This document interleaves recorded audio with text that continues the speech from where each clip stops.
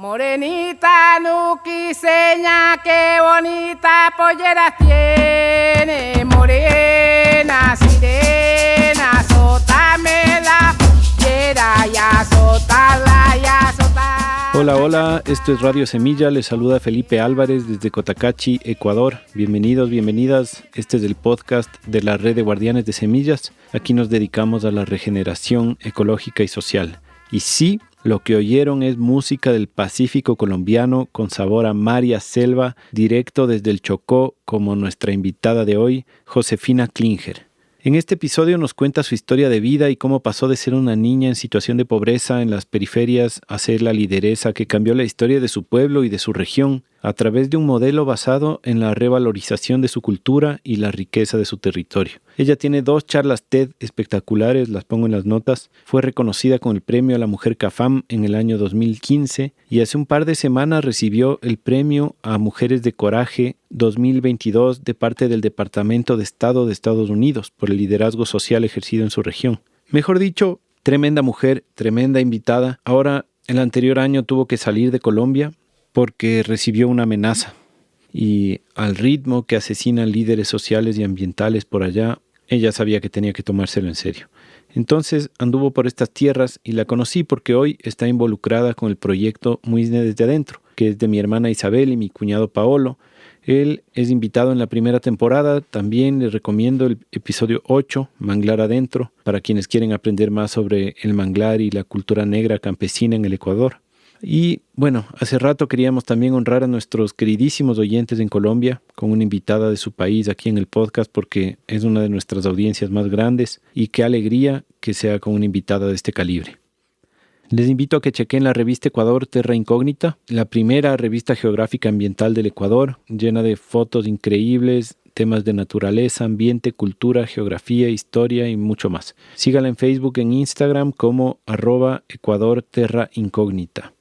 Gracias mil por escucharnos. Bienvenidos también los nuevos oyentes. Cada semana se siguen sumando. Nos emociona mucho reclutar nuevos oídos para estas historias de regeneración. La conversación la encuentran en nuestro canal de Telegram. También síganos en redes y visiten nuestra web radiosemilla.com. Sin más, con ustedes, Josefina Klinger.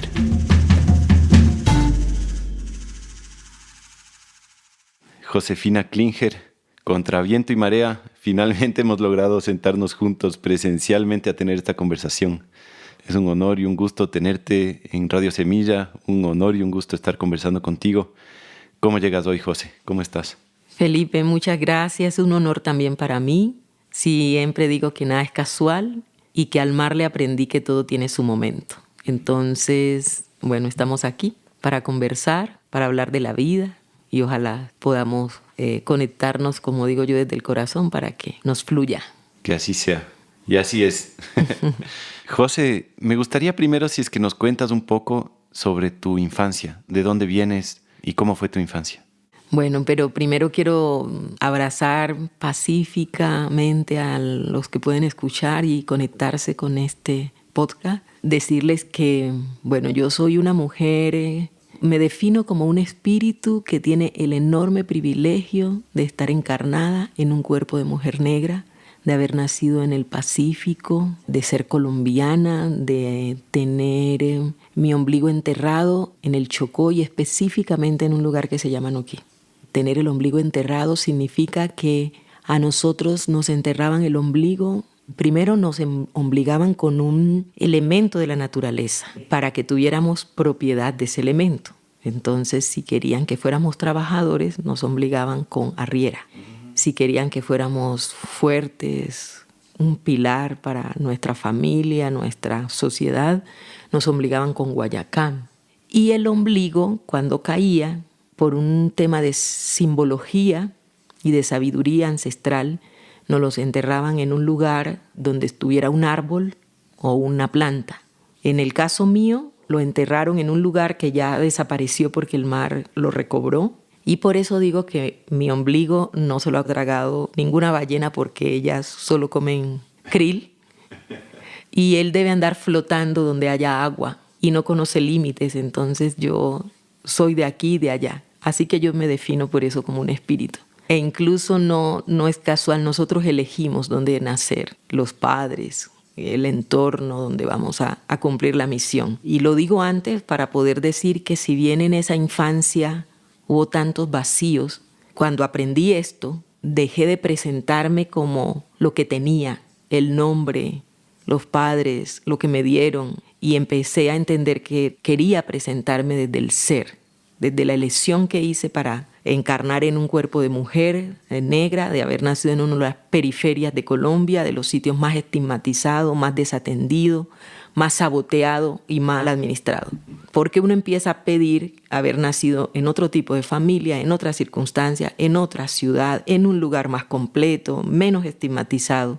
Y si lo hace, desde ahí empieza a verse como víctima. Entonces, no quiero presentarme más como víctima, sino como saber que mi alma planificó este encuentro y que todas las adversidades, uno como tiene adversidad desde que nace y termina a los 57 años sintiendo que todo fue injusto, y si uno se da cuenta que uno elige, entonces puede volver eso como la escuela y el aprendizaje para pulir el alma y para volverse a acordar que vino aquí con un propósito y con una, como digo yo, con un mandato.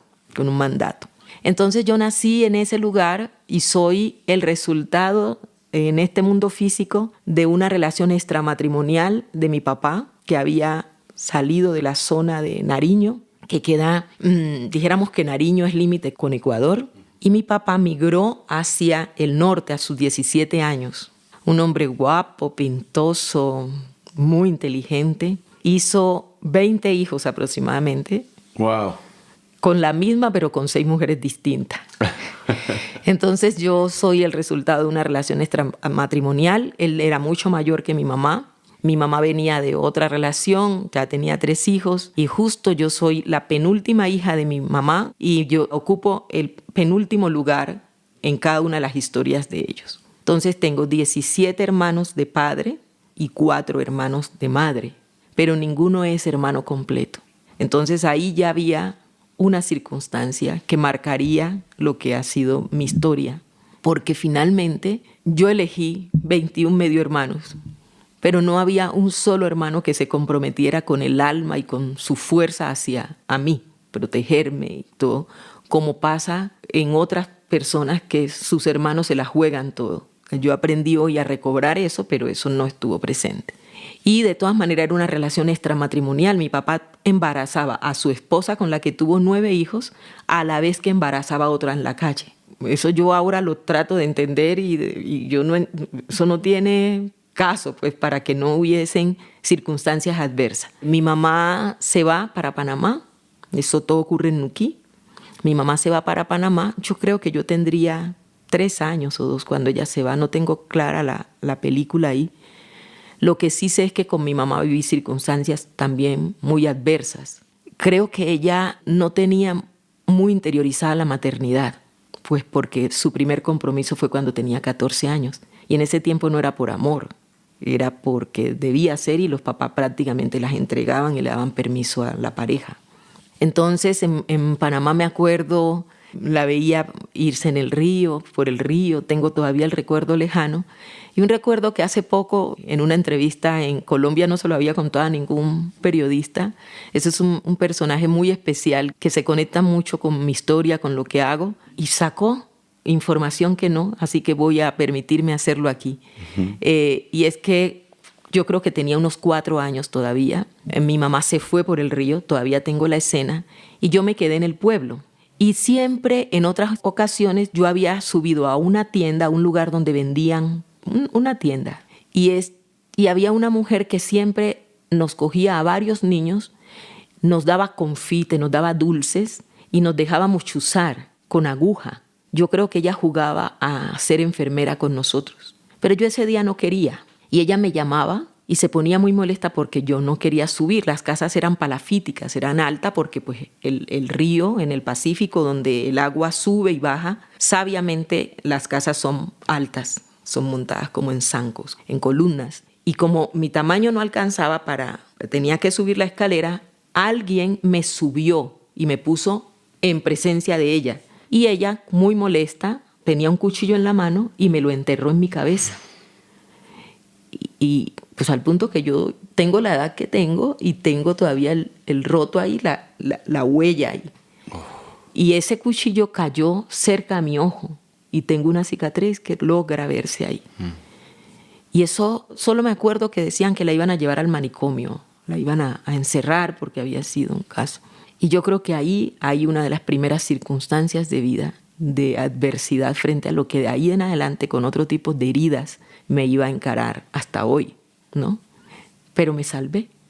Y si me salvé porque la misión no había terminado, no iba a terminar tan rápido. Eso lo desempolvé hace poco. Y ya luego, otras circunstancias, pero a los 5 años mi padre le dice a mi mamá, le manda una carta a mi mamá, que yo luego vi la carta, ahora que ya era adulta.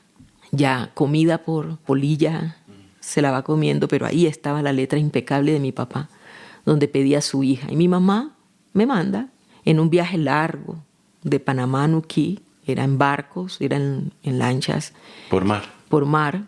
Y yo todavía tengo el recuerdo del olor a gasolina y del pan que nos daban en el viaje, que tenía un sabor que lo asocio con el sabor del olor que se expede la gasolina, empieza a impregnar el pan y lo que se trae ahí. Todavía tengo el recuerdo. Y tengo el recuerdo de cómo lloré para que ella no lo hiciera, pero no mandaba, decidían por mí. Y el alma, la vida se me rompió en dos, el antes y el después. Y eso es un dolor que se ancló para el resto de la vida y que hoy se ha sanado, pero que no niega que haya una circunstancia que me marcó. Entonces yo llego a Nuquí a los 5 años y ahí empieza para mí la etapa más trágica, porque fue un dolor, como te digo, fue una emoción que no se recuperó más. Eso primero, luego lo que enfrenté y todo lo que viví ahí en esa infancia, me marcaron 3 miedos que yo hoy reconozco y que para mí fueron totalmente liberadores, saber que eran esos miedos. El primero, el abandono, porque me sentía abandonada, pero además luego me empezaron a inculcar que mi mamá lo había hecho no porque mi papá lo había pedido, sino porque sencillamente no me quería. Entonces me desdibujó la imagen. Entonces, aparte de que me separo por la circunstancia que haya sido, me siguen estimulando verla como una figura desdibujada. Tuve durante toda mi vida a una mamá desdibujada. Y ahí se me ancló el miedo al abandono. Y luego el miedo al rechazo, porque quien me acoge no me incluye. No me incluye. Yo no tenía por qué entender desde los 7 años, que fue que ya llegué ahí a esa presencia, que no me incluyeran si me habían dicho que me iban a reemplazar a la mamá que me había enviado. Y yo decía, una mamá no se porta así. Entonces me quedó el miedo al rechazo, fue el otro segundo miedo. Y el otro, por circunstancias de que me tocaba, no de lo que le tocaba a los demás, para mí no alcanzaba, se me inculcó el miedo al no merecimiento. Y con esos 3 miedos hice mi vida. Y esos 3 miedos trajeron reacciones. Y hoy puedo comprender que son emociones que te quedan atrapadas y que tú no atiendes, pero que la mente es tan hábil y tan sabia de alguna manera que encuentra la forma de canalizarlos. Entonces, eso tú no lo entiendes. Tú lo entiendes es ahora. Y solo lo entiendes si decides interiorizar, si decides ya no verte más. ¿A quién le echas la culpa de las acciones y de las reacciones que tienen tus acciones? Sino cómo te entras. Y no se sanan apenas te entras, porque ya estás tan habituado y la mente está tan habituada a canalizarlo a través de esas emociones que tú tienes que hacer todo un ejercicio para ir regresando y desaprender esa manera. Y eso se hace con mucha voluntad y con mucho nivel de ser consciente cada que la emoción te puede.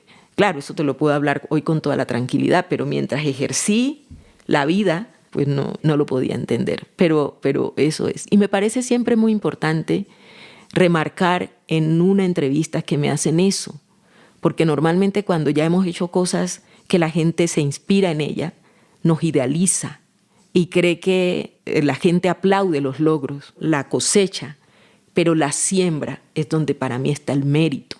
Y eso debe servirle a los jóvenes, a los adultos. Cuando a mí alguien a quien admiro me cuenta su realidad, desde ahí el impacto que tiene sobre mí es mucho más fuerte, mucho más grande que cuando yo lo empiezo a idealizar como si su vida hubiera sido perfecta. Claro. Qué fuerte la historia que me cuentas. Y cuando tú llegaste a la casa de tu papá, vivías con tus 9 medio hermanos que eran los hijos oficiales, digamos, de tu papá. Eras la única que era fuera de ese núcleo que vivía con ellos y además la menor. Y además compartía la misma edad de la última hija de mi madrastra. Es decir, mi madrastra tenía una herida y es que mi papá la embarazaba junto con las otras. Claro. Y eso es una cosa impresionante. ¿Y por qué crees que de los 17 te mandó a llamar a ti desde Panamá? No, mandó a llamar. Mi papá, los otros hijos no se le fueron para Panamá. Él me manda a llamar. Y mi papá hizo una cosa que conservamos. Frente a todo lo que yo haya vivido y hayan vivido ellos también en sus circunstancias, porque no fui la única que mi madrastra realmente tuvo. Él nos enseñó a ser unidos. Y hoy somos 18 hijos, 17 porque murió el año pasado una. Pero todos nos conocemos, nos tratamos, nos queremos y nos respetamos. Todos. Él se preocupó por eso. Y todas las parejas que tuvo mi papá, incluyendo mi madrastra, lo recuerdan como su mejor experiencia. Es decir, él tenía una condición súper especial, que tenemos el reto y el desafío de romperlo, porque eso es una cadena terrible de finalmente no podernos criar en la relación que sería, la relación ideal es que tú puedas criar tus hijos en compañía, pero no puede convertirse en una camisa de fuerza si tú no estás siendo. Yo creo que hay una sola cosa que tú no puedes negociar con nadie y es tu ser y la búsqueda y el equilibrio de tu propio ser. Y yo puedo decir que es más sano, hoy lo puedo decir, el estado ideal sería entre los dos, pero es más sano si tienes que vivir en la distancia, pero negociar que siempre haya una relación madura y sabia de que el niño pueda vivir, compartir con las dos personas así no vivan juntas, porque también el mal ejemplo de todo el tiempo estar en la disyuntiva, en el conflicto de la casa y el niño siendo testigo, ahí se configuran unos modelos de personalidad que son más graves que los que yo padecí. Y que tampoco caemos en la cuenta. Entonces, mi papá finalmente no abandonaba a la esposa. Entonces, él daba el tiempo que podía dar. Y con eso, la configuración que hay de las parejas que fueron, lo recuerdan como muy especial. Quiere decir que era la calidad del tiempo que él daba. Y yo tengo de mi papá los valores y los principios. Yo esa parte no se la aplaudo hoy. Pero me acuerdo el respeto por la palabra, la solidaridad, la búsqueda de la justicia, ¿cierto? Él ya tenía su pedazo de sombra en el tema de él creía que a todas las podía amar. Y de alguna manera en ese tiempo no era tan grave, ¿sabes? En ese tiempo las mujeres terminaban compartiéndose la crianza de los hijos y reconociéndose como la otra pareja de... Y algo tenemos que tener de la cultura africana, ¿no? Eso te iba a decir, porque también creo que hay un montón de diferentes configuraciones que pueden ser interesantes. Claro que ya es un conflicto con la configuración como aceptada globalmente de la monogamia y la familia nuclear y así, pero claro, yo me imagino que son rasgos todavía de modelos diferentes de crear familia, ¿no? Y me parece curioso que se parece mucho a la historia del abuelo del Paolo, de mi cuñado Paolo, que es quien me presentó a ti, que él también tenía una familia oficial. Él tuvo 36 hijos y la mamá del Paolo es la primera de esos 36 hijos. Pero no era que tenía hijos por donde quiera, tenía hijos con 5 mujeres específicas, no era como la oficial y los demás lo que salga, no, sino que tenía varias relaciones a la vez. Así. Con una sola que vivió toda la vida y que tuvo un montón, no sé, 10, 12, y 5 por acá, así. Qué chistoso que sea una historia tan similar, ¿no? Muy repetida en el Pacífico. Mi abuelo tuvo 47. ¡Wow! Y él tenía... Porque mira, los hombres se comprometían con una mujer cuando ya habían sembrado una finca, allá le decimos colino. Colino es el verde. El plátano verde. El plátano. Entonces, cuando tú escuchas en el Pacífico hablar del colino, él ya sembró el colino, él ya hizo una finca de verde. Debía tener 2 cosas. Haber cumplido la mayoría de edad, que no era a los 18, sino 21 años. Me acuerdo que ellos le llamaban bajar pantalón. Bajar pantalón es que antes de él tener la ciudadanía, él podía usar el pantalón corto, lo debía usar. Cuando ya podían usar el pantalón largo, era porque ya habían llegado a la edad más madura, que ahora sí ya podían hacer su colino, su finca, y hacer una casa para poder llevarse una mujer a vivir. Entonces decían, y cuando ya les cambiaba la voz, que ya llegaban a la adolescencia, que ya eso decían, le cambió la voz y bajó pantalón. Ahí ya podía usar pantalón largo, era bajar pantalón. Y ya podía ir a buscar una mujer. Entonces mi abuelo, ellos rompían porque pues había una selva. Además, la población negra que sale de la esclavitud se va a esos lugares que para el resto no valían. Y era esa selva inhóspita. Y en esa selva inhóspita hacer la vida, aguantar todas las peripecias de una selva, de un bosque primario. Entonces ellos hacían los pueblos. Y en los pueblos mi abuelo, por ejemplo, tenía 5 mujeres, tenía la titular. Había la titular que ella decía, yo tengo el honor de ser, yo les digo, les ponían como un rótulo y una marca de que esa era la oficial. Y las otras eran menos oficiales, habían eso. Y de alguna manera a esa oficial, ellas las otras le tenían que hacer cierto grado de reverencia. Y es que no le podían hacer reclamo a él cuando él estuviera en esa casa. Y todas debían tener un colino, o sea, una finca y una casa. Entonces ellos tenían 5 mujeres con 5 casas, con 5 fincas, salían a trabajar y ahí se daba la minga. Porque ahí habían cosas que tenían que, si bien estaba el caserío, como llamaban, habían cosas que arreglar. Poner una cubierta para escuchar la misa. Ahí se iban a hacerlo en conjunto. Eso era la minga. Y el mano cambiada porque llegaba un momento en el que una de las mujeres le tocaba cuidar al niño de la otra. Y cuando le tocaba el turno a la otra, le devolvían la misma en mano de obra. Eso era intercambiar mano de obra, mano cambiada. Y el trueque, porque también cambiaban productos, el plátano por el pescado y así sucesivamente. Entonces yo creo que era algo aceptado. Qué interesante. Oye, José, ¿y cómo es que una mujer negra chocoana tiene un apellido alemán? Es alemán tu apellido, ¿no es cierto? Sí, cuando no tenía muy clara la información, yo también me lo preguntaba, porque además es la pregunta obligada en la cotidianidad, sobre todo cuando iba a Bogotá y tengo que dar el apellido, pues no se esperan que esta pinta en Colombia nos asocian a las negras con ser empleada doméstica. Entonces yo sigo teniendo pinta de empleada doméstica. Además me divierto mucho, ¿no? Porque nunca me roban, nunca me atracan, porque no esperan que maneje nada más. Dijéramos, ahora salgo más en algún programa, en una entrevista, entonces algunos me referencian, pero incluso me han confundido con una mujer desplazada. Tengo varias anécdotas. Cuando me corresponde dar el apellido, me miran sorprendida. No pueden disimular la sorpresa y yo les digo, sí, lo único que tengo de caché es el apellido. Y se lo tengo que deletrear. Klinger. Y casi me dicen, no esperaba que ese apellido fuera para alguien como usted. Lo dicen. Lo que pasa es que como yo dejé de engancharme con eso, a mí me divierte además, porque yo se los puedo deletrear y no se les olvida más. Pero tu papá es propio chocoano también. Mi papá no, mi papá es de Nariño, era de Nariño. Ah, perdón, caucano. dijiste de Nariño, claro. Y mi papá, eso parece que fueron 3 hermanos alemanes que llegaron, se ubicaron en esa zona, se mezclaron con indígenas y negros. Entonces yo soy un mosaico ahí, una colcha de retazo buenísima de varias culturas, que cada una con toda seguridad me aporta. Yo no tengo permiso para pretender creer que esta forma y esta circunstancia es lo fundamental, porque no es circunstancial que tú tengas. Yo creo que si a todos nos revisaran los genes, dejaríamos de ser racistas y clasistas, porque todos esos que pelean con esta negrura es porque tienen un negro atravesado.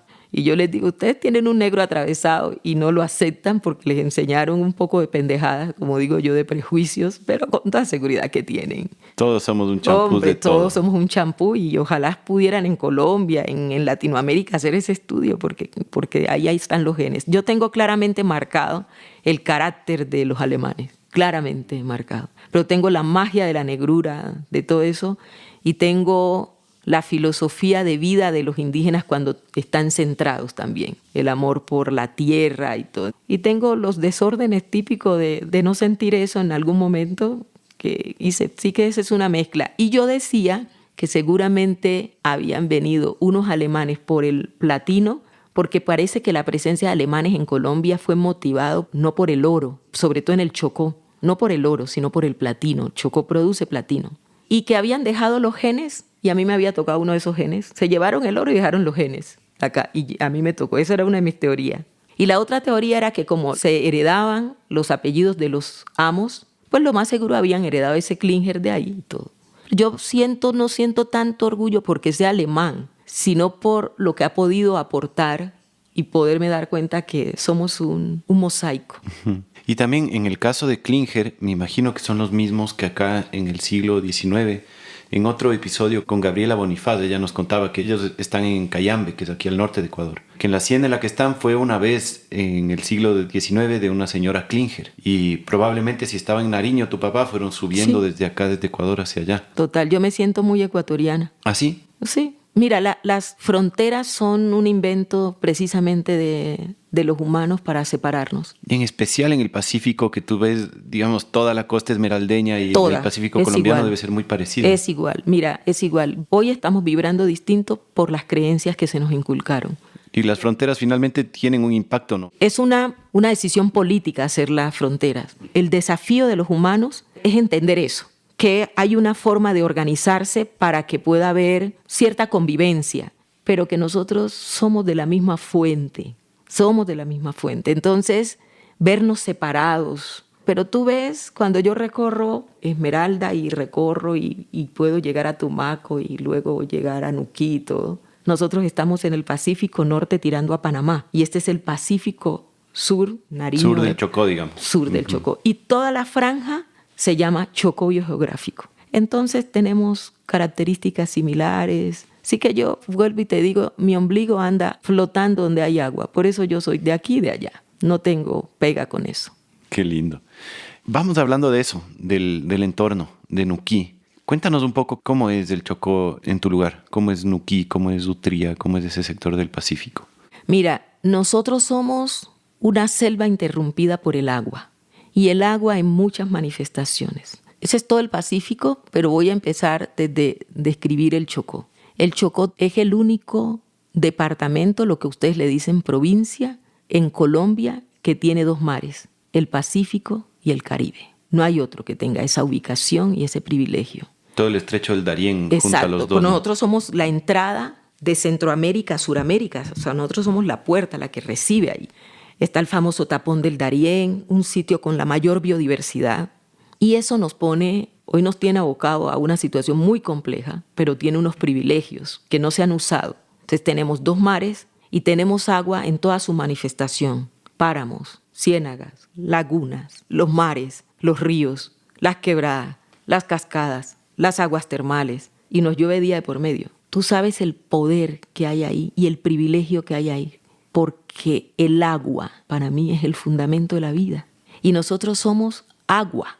Entonces por eso somos tan sonoros, tan versátiles, tan espontáneos, tan nosotros. Yo vivo en la zona del Pacífico. En la zona del Pacífico entonces está, viniendo de Panamá y bajando, está Jurado, que es el de frontera, se pega con Panamá. Luego sigue Vallasolano, Nuquí y Pizarros. Toda esa franja de nosotros. Y estamos determinados por el agua. Es una selva interrumpida por el Océano Pacífico y 12 ríos que se descuelgan hacia el Pacífico. Tienen Nuquí y tiene 956 kilómetros cuadrados, de los cuales 45 kilómetros son playas que cada 6 horas al ritmo de la marea se cubren o se desnudan, dando un paisaje distinto y una dinámica social distinta, porque hay cosas que tú puedes hacer con marea alta y ahí tienes permiso para hacerlas, y otras que las puedes hacer con marea seca. Por ejemplo, salir una bocana, desafiar las olas que se hacen en las bocanas cuando la marea está seca, es riesgoso. Entonces, sabiamente hay que esperar que el mar inunde la bocana lo suficiente para que la ola deje de ser tan amenazante. Ahí es donde yo empiezo a hacer lectura de la naturaleza y del mar, y uno de mis mayores maestros es el mar. Pero esa relación de nosotros con el río, porque el río nos provee, y en la relación del río es donde nosotros tenemos nuestros cultivos. Entonces nosotros tenemos una despensa natural, que es el bosque, y una despensa natural, que es el mar, y otra despensa, que es el río. Nuquí está habitada por 8.300 habitantes, Es municipio de hace 100 años por una relación amorosa entre el intendente de esa época que vivía en Vallasolano y vino y se enamoró con una mujer de Nuquí que se llamaba Olimpa y le pidió al papá que lo dejara juntarse y vivir con ella, y él le dijo: si usted se trae la oficina de la intendencia, se la trae para Nuquí. Y la vida de Nuquí y sus mejores momentos está determinado por lo femenino, por las mujeres. Desde ahí, y luego dijéramos el trabajo que han hecho otras mujeres increíble, y dijéramos que el que más ha detonado y se ha vuelto más visible es el que yo haya hecho, y yo estoy encarnada en un cuerpo de mujer, equilibrando ahora mi energía femenina y masculina, pero usé la guerrera, la masculina, pero siempre ha sido mi energía femenina la que me ha hecho crear. Entonces dijéramos, para decirte eso, estos habitantes la mayoría somos negros, y dijéramos que un 30% indígenas de la etnia embera, que claramente se ve que tuvieron ubicados no tan arriba de los ríos, de las cabeceras de los ríos, sino que se cree que libraron una presión y algún tipo de luchas y de batallas ahí internas, y terminaron ellos como perdiendo, dijéramos, la posición sobre el mar. Muchos se fueron a Panamá y otros se fueron hacia las montañas donde están las cabeceras de los ríos, quedándonos la comunidad negra en la parte de abajo, en los bajos. Nosotros no tenemos montañas casi. Nosotros somos una ilusión. El día que el mar le dé por enojarse un poquito, nos barre, porque vivimos en los bajos. El negro le gusta vivir donde siente el agua y la presencia del mar y del agua ahí. Somos 8 pueblos negros y 6 pueblos indígenas. Y desde un tiempo, cuando empiezan a vender la tierra, a llegar las personas de afuera a mirar que había un paraíso, empezaron a visionar que se podía hacer turismo, empezó un fenómeno de la venta del territorio. Tenemos unos valores agregados desde la cultura, esta relación de la minga, del trueque, que era una práctica ancestral, solidaria, la cosmovisión, el ritual que se hace en la despedida de los que se van, en el entendido en que no hay que estar en el lamento. Se le hace una fiesta fúnebre donde todos participamos, donde unos juegan dominó, donde cantan las otras, donde el ataúd y la caja se hacía, era ahí en minga, donde el uno queda en deuda, por decirlo así, del manocambiá cuando se le va.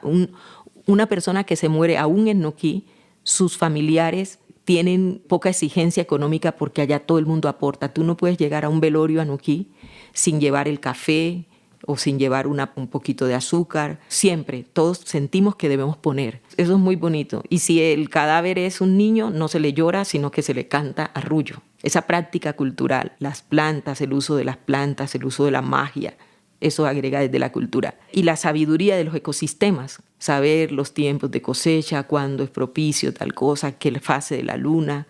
Ese es nuestro valor agregado. Y tenemos unos ecosistemas en muy buen estado porque nosotros estamos en un lugar donde no hay carretera, donde solo para llegar a Nuquí llegas por barco desde Buenaventura y en avión a un aeropuerto, en un pueblo donde hay un aeropuerto como una de las dotaciones principales, porque por ahí es que entramos, salimos y de paso pues nos entran los turistas. ¿Y es muy largo el viaje en barco? En barco son 20 horas, pero en lancha rápida son 5. Y otro valor agregado en estos ecosistemas es que como el Pacífico es cálido para donde nosotros, a las ballenas se les enfría en el polo, en las aguas. Entonces ellas se encuentran en el Pacífico, encuentran la sala de parto para poder parir, ese periodo mientras amamantan, mientras entrenan a la cría, para volver a recorrer otros 8.000 kilómetros y llegar. Eso es un valor agregado. Y otra cosa es, también llegan tortugas, la golfina especialmente, que encuentran en todas las playas de nosotros, te decía que tenemos 45 kilómetros de playa, encuentran el lugar para poder depositar los huevos. Y la tortuga vuelve al sitio donde haya sido clonada. Entonces, a los 30 años se repite el ciclo de esas mismas. Y las aves que van de Canadá, que van a buscar refugio. Entonces, una cosa de mis aprendizajes fue mirar que la lógica del universo es distinta a la lógica que los humanos hemos creado. Entonces, el territorio más estigmatizado en Colombia por la pobreza, la muerte, la guerra, la corrupción es el Pacífico. Y ese fenómeno migratorio de buscar dónde producir vida, dónde encontrar seguridad alimentaria y dónde refugiarse por las condiciones que le dé seguridad de 3 especies sabias. La ballena es sabia. Las jorobadas, ¿no? Las jorobadas. Las encuentran en el lugar donde más desorden han hecho los humanos para distorsionar la idea de ser una región donde la vida es el fundamento. Y yo siempre hago un llamado ahí, por eso hago el Festival de la Migración. Y es que los humanos entiendan que ahí hay un mensaje. Entonces, la lógica de saqueo de los recursos en el Pacífico es una lógica humana centrada desde el miedo al no poseer.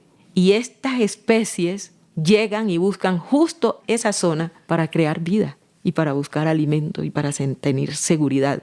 Pero mientras tanto, los humanos están librando unas guerras por conflictos de intereses ahí. O sea, estamos desligados de la naturaleza. Pero nosotros tenemos ese enorme privilegio y lo que hemos aprendido es a sacarle provecho. Uh-huh.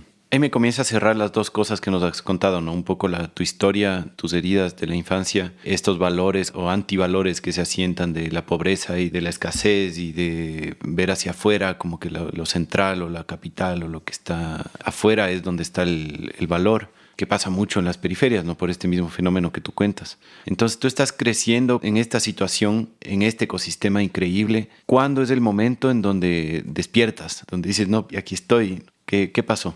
Bueno, son muchos episodios, ¿no? Muchos momentos. A mí me llevan de Nuquí, cuando mi mamá me manda, me llevan a vivir con mi madrastra a los 7 años. Y bueno, muchas circunstancias. Cuando me preguntan, yo digo, yo trabajo desde los 6 años, porque si yo no trabajaba, no comía. Entonces yo trabajo desde los 6 años. Y yo, como decimos en mi pueblo, uno se tiene que madurar biche, como cuando coges los aguacates y todavía no ha terminado de madurar y te toca madurarlo a la fuerza porque necesitas una cena, entonces busca periódico para envolverlo y todo. A mí me tocó así. ¿Te envolvieron un periódico a los 6 años? Totalmente, total.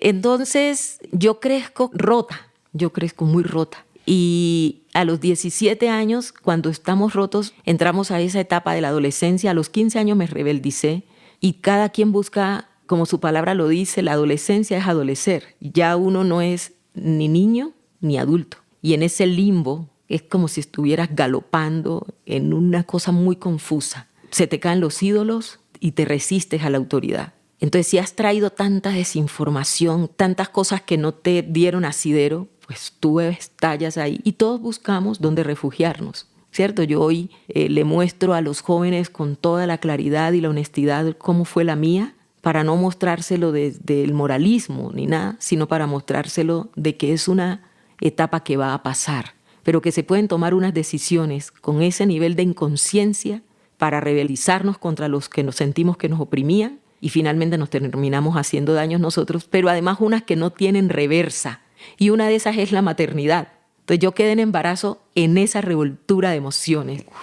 Yo quedo en embarazo a los 17 años, el 12 de enero del 82, porque además me habían enseñado el método del ritmo. Entonces yo planificaba con el método del ritmo, pero yo empiezo a tener relaciones sexuales de los 16 años cuando me enamoro del papá de mis 2 hijos. Y dije todo eso antes para decirte que yo me refugié en él.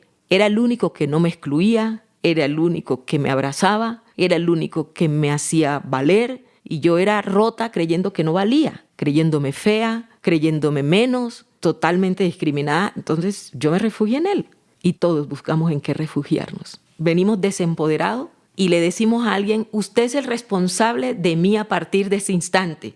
Entonces voy construyendo relaciones a partir de mi escasez. Es una cosa loca, pero yo qué voy a saber entender a los 17 años eso. Yo quedo en embarazo y me escapo de mi casa. Mi papá había muerto, mi relación no era buena entonces y yo no estaba dispuesta a dejarme joder más, digo yo. Pero yo no tenía asidero. Entonces me refugio en esta relación y luego la mamá de él entiende y está decidida a defender que no podemos seguir en la relación y me vuelven y yo quedo en embarazo y él tiene que marcharse. Me ponen a devolverme para donde mi madrastra que no me iba a recibir y no me queda otra opción que ir a conocer a mi mamá, que ya no la conocía. Qué bestia, me da escalofríos todo lo que me cuentas. Era como si fueras en un tobogán, emoción tras emoción, tras emoción, tras emoción. Y yo había idealizado la escena cuando me volviera a encontrar con mi mamá. Yo tenía mucho miedo, pero yo ya tenía desdibujada a mi mamá. Entonces yo creía que la forma como se iba a recuperar ese distanciamiento y mi herida con ella era lo que había logrado ver en un televisor, en una novela, y era que cuando ella me viera iba a llorar de la emoción, me iba a pedir perdón. O sea, yo tenía mi película idealizada y además nos las pasamos creando unas películas. ¿Y tu mamá estaba en Panamá? Mi mamá ya había regresado a Nuquí. Ah.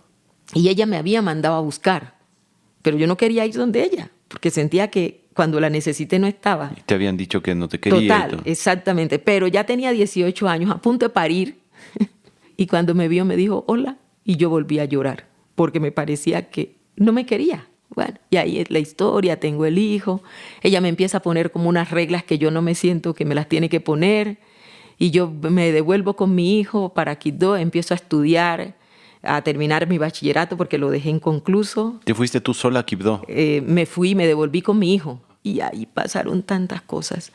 El hecho es que empiezo a trabajar, a estudiar, a darme cuenta que si este hombre me había dejado con el hijo porque la mamá le había dicho ya yo estaba desenamorada de él, el príncipe azul se había caído. Como digo yo, el sapo que pinté de azul con pintura de mala calidad además, había visto que yo tenía era un sapo maquillado. Y ya no quería ir, pero no tenía otro camino. Entonces me tocó devolverme con él cuando él vino a buscarme. Y él se había convencido que la mujer de su vida era yo. Pero yo me había convencido que el hombre de mi vida ya no era él. Pero tenía que ir a criar ese hijo. Y me fui para Caracolí, Antioquia, donde él estaba. Termino el bachillerato, sufrí mucho para separarme porque no quería hacerlo, porque era el único camino, pero había una fuerza aquí en mi interior que me decía que no había nacido para que mi único papel fuera ser ama de casa. Mira, el corazón siempre habla, pero el corazón susurra, él no grita. La que grita es la mente, que a ella le encanta ser protagonista, porque ella es la que cultiva el ego. Y yo sentía que ese no era mi lugar, pero todo lo otro, voy a dejar para donde voy con un hijo, todo. Esas creencias que nos hacen de que no va a ser posible. Y en medio de eso me estoy buscando a separar y quedo en embarazo del segundo hijo. Y empieza otra vez Cristo a padecer, dicen en mi país. Me quedo 2 años y me pudo más la fuerza del corazón. Y dije, me separo, pero me separo literalmente con 2 hijos y sin nada en la mano material, nada. El tipo me dijo, listo, pero no me dio nada. Además, no tenía tampoco. Yo me vine escasamente con el pasaje. Y acá donde mis hermanos, en Quibdó, pues tampoco me querían recibir. Y porque a la gente no le gustan los parientes pobres, los parientes en desventaja, la gente no se quiere desacomodar. Y yo llegué donde una de mis hermanas, también de padre, hija de mi papá, no de la esposa, sino también por fuera, que no vivía en circunstancias económicas buenas. Entonces llegué a vivir ahí, le dije que me prestara si fuera la sala y yo hacía una tendezón y vivía ahí. Entonces llegué a vivir en circunstancias muy duras. Y ahí empieza otra de las etapas de aprendizaje. Yo digo, pues si todavía tengo 57 años y se me ven curvas, pues imagínate a los 25 años que me separé, las curvas eran curvas. Y ahí los hombres tenían un hábito y era que para ayudarle a una mujer como a mí, me tenían primero que llevar a la cama. Y empiezo otra vez a defender los valores y a decir, no, yo me voy a la cama con quien me guste. Y empezaban las mujeres a decirme, eres una irresponsable, los hijos aguantando hambre y solo, mira, este tipo te puede ayudar. Y yo decía, no, que me ayude sin cobrarme. Yo los favores no los pago en la cama. Y eso fue tenaz. Y ahí, en medio del llanto, con un episodio que me marcó hace poco, se lo conté al periodista y yo no pude evitar llorar otra vez, es que estuve a punto, porque tenía hambre en la casa, una señora lavándome el cerebro todo el tiempo, le dije, listo, dile al tipo que me mande dinero y yo hago un acuerdo y me veo con él. Y me mandó 20,000 pesos. Te estoy hablando de hace casi 30 años. Yo cogí los 20,000 pesos, di tú un lunes y fui a comprar comida. Compré mucha comida. Y comprar comida cuando tus hijos aguantan hambre, eso es. Y yo me enloquecí con esos 20,000 pesos, que podrán ser 200,000 en peso colombiano hoy. Compré comida, pero tenía la deuda. Yo tenía que pagarle los 20,000 pesos al señor en la cama.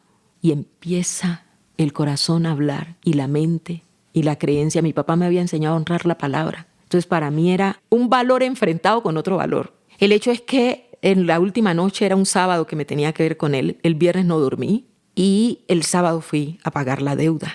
Y yo vengo en la reflexión, en la disyuntiva del corazón y de la razón. Y logro ver al señor donde está sentado. Él, me acuerdo que tenía como un negocio de radios, de televisores y todo.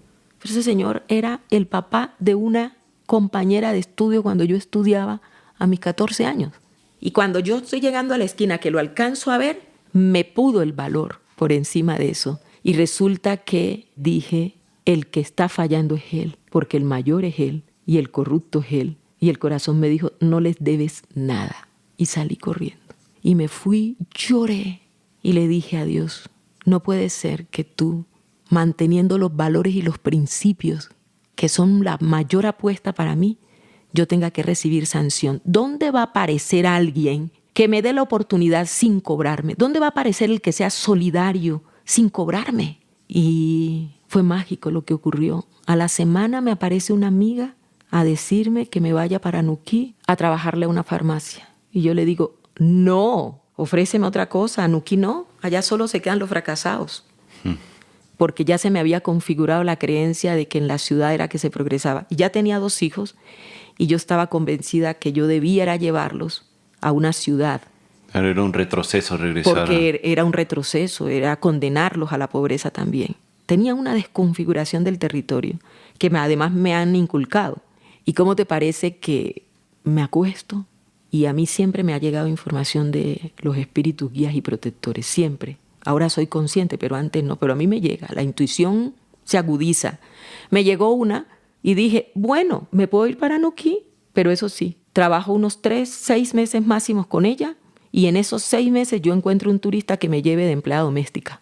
Yo trabajo 1 año de empleada doméstica, pero luego con esta capacidad que tengo, eso sí siempre dije, me voy a encontrar que este personaje me va a decir, no, ya no sea empleada doméstica, venga a trabajar en mi empresa. Pero toda mi película la monté y le dije después de una semana a ella tenerme acosada, le dije, me voy para Nuquí 3 meses.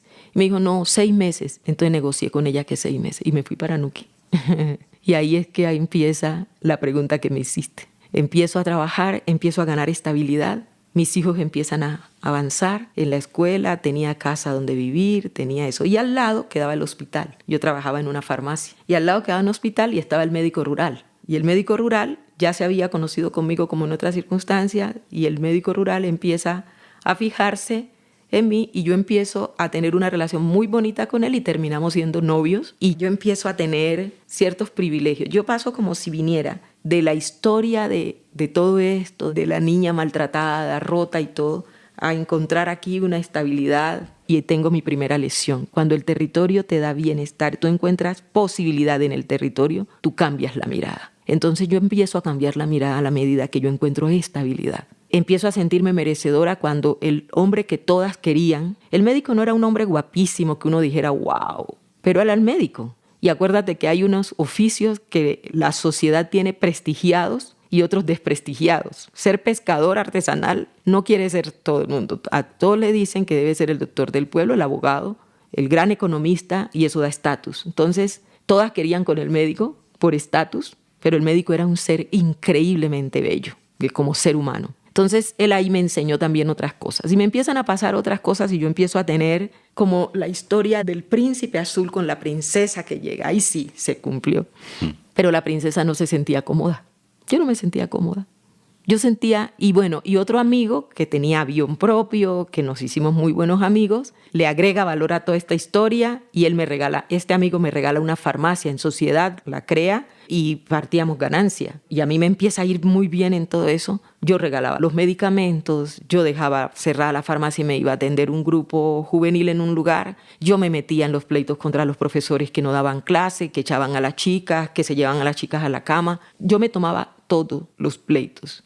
Y ya el médico se va. El amor del médico era geográfico, según la ubicación geográfica. Cuando ya saliera de ahí, era claro que no. Y este hombre del avión y todo ya no volvía, todo eso, la farmacia me quedó. Pero yo quebré la farmacia, literalmente por falta de compromiso la quebré. Y yo me di cuenta que yo no vibraba en el dinero, que yo vibraba en otras cosas. Y ahí también hay una decisión profundamente riesgosa, pero que yo la tomé con valentía. Yo dije, yo no me voy a dedicar a capitalizarme de forma individual cuando alrededor mío hay tanto por hacer. Y tomo esa decisión y empiezo a ejercer liderazgo y activismo.